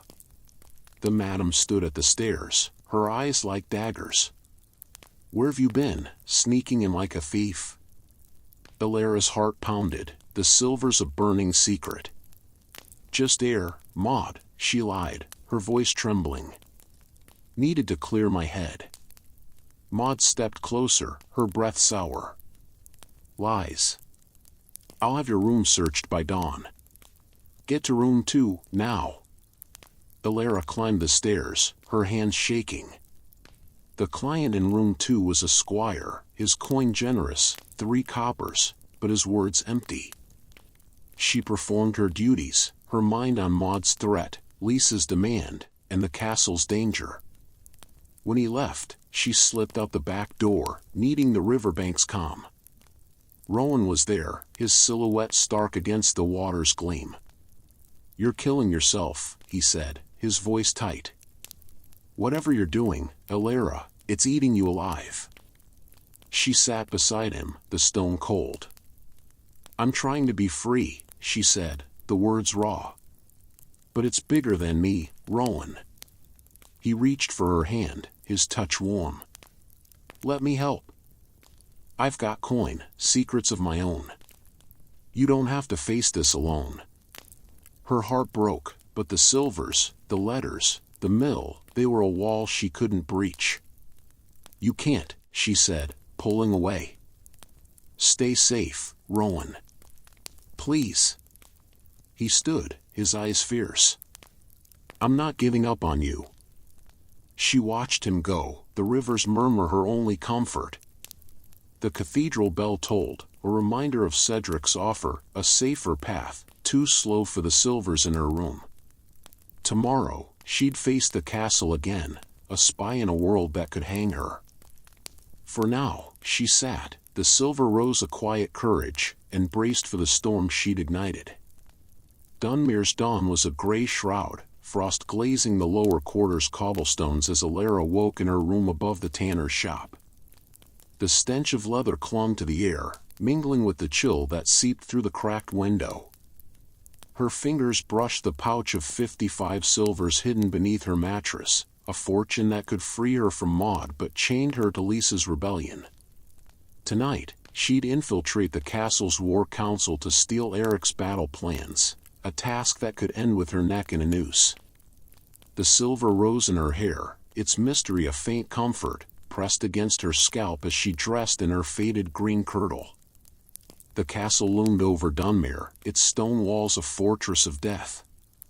Lisa's demand, eavesdrop on the war council, bring back plans, was madness, but 55 silvers were enough to clear her debt, and Lisa's threat to expose her to Maud left no choice.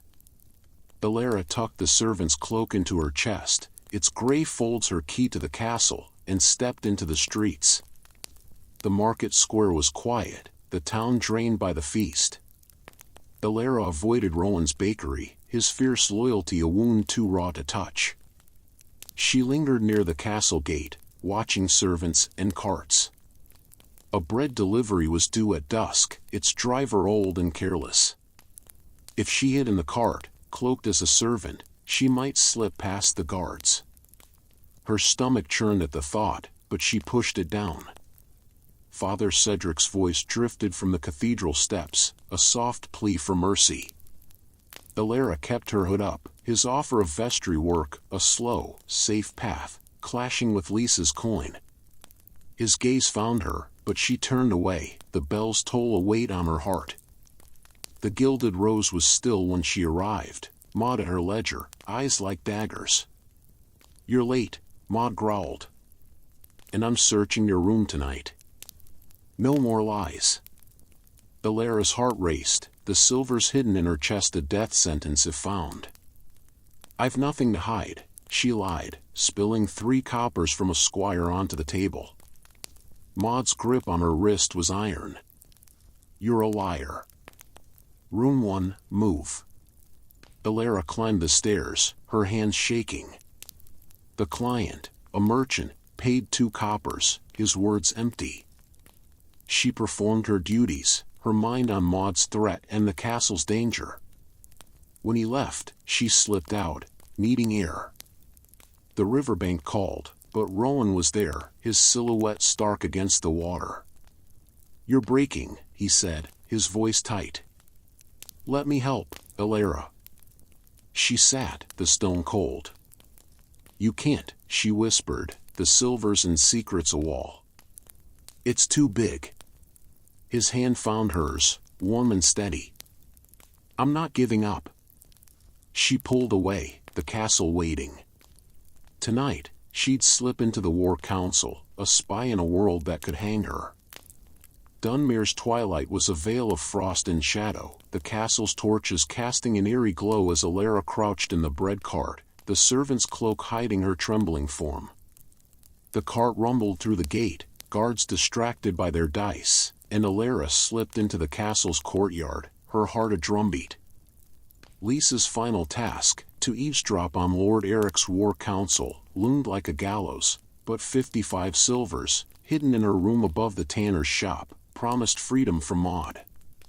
The silver rose in her hair, its mystery a quiet courage, pressed against her scalp as she moved toward the great hall. The hall's door was ajar, voices sharp within, Eric's, a knight's, a merchant's. Elara pressed against the wall, the cloak blending with the shadows, and listened. Roran's rebels are massing, Eric growled. We strike north at dawn. Burn their villages, seize their grain. The knight added, our coffers are low, taxes must rise. Elara's breath caught, the secrets a noose tightening. She memorized every word, her mind a ledger of treason, but a guard's footsteps sent her scrambling behind a tapestry. The guard passed, and Elara fled, slipping back to the cart as it left the castle. Her boots sank in the lower quarters' mud, the town gate a blur as she raced to the Gilded Rose. Maud awaited, her ledger open, eyes like knives. Your room's been searched, Maud hissed, holding up the pouch of silvers. 55 silver pennies. You're a thief, Elara, and worse. Elara's heart stopped, the stolen letters and servant's cloak in Maud's grasp. I earned them, she lied, her voice shaking. Let me go, Maud. My debt's paid. Maud's sneer was venomous. Paid? You're a traitor. Guards'll hang you by dawn. She lunged, but Elara dodged, grabbing the silver rose and driving its pin into Maud's hand. Maud screamed, dropping the pouch, and Elara scooped it up, fleeing into the night. The riverbank was her refuge, but Lisa was there, her cloak a shadow. The council, she demanded, eyes glinting. Elara's voice was steel. Eric marches north at dawn, plans to burn villages, raise taxes. I'm done, Lisa. These silvers are mine. She tossed the pouch at Lisa's feet, defiance burning. Tell Roran yourself. Lisa's smile was ice, but she nodded. You're free, Elara. But Dunmere won't forget. She vanished, leaving Elara with the river's murmur and a choice. Rowan emerged from the shadows, his eyes fierce. I heard, he said, voice tight. You're in too deep, Elara. She faced him, the silvers heavy in her hands. I'm out now. Maud knows, Lisa's done with me. I'm leaving Dunmere. His hand found hers, warm and steady. Not alone. I've coin, a cart. Come with me. Elara's heart ached, but Father Cedric's voice echoed, redemption, a vestry's work, a slow path. She thought of her mother's letter, be brave. I can't, she said, pulling away. This is my fight. Rowan's jaw tightened, but he nodded. Find me if you change your mind. She watched him go, the cathedral bell tolling. Cedric stood by the steps, his eyes kind. The vestry's open, he said softly. A new start. Elara clutched the silvers, 55 now her own. She could flee Dunmere, start a shop, weave cloth instead of lies. But the rebellion's spark burned in her, and Eric's cruelty loomed. She handed Cedric 10 silvers. For the almshouse, she said. I'm staying. Roran's fight isn't mine, but Dunmere's people are. Cedric's smile was faint. The Lord sees you, Elara. She turned toward the market, the silver rose gleaming. Maud's wrath, Eric's march, Roran's rebellion, they'd clash soon, and Elara would be no shadow. She'd weave her own path, a thread of defiance in Dunmere's dark tapestry, her future unwritten but hers to claim.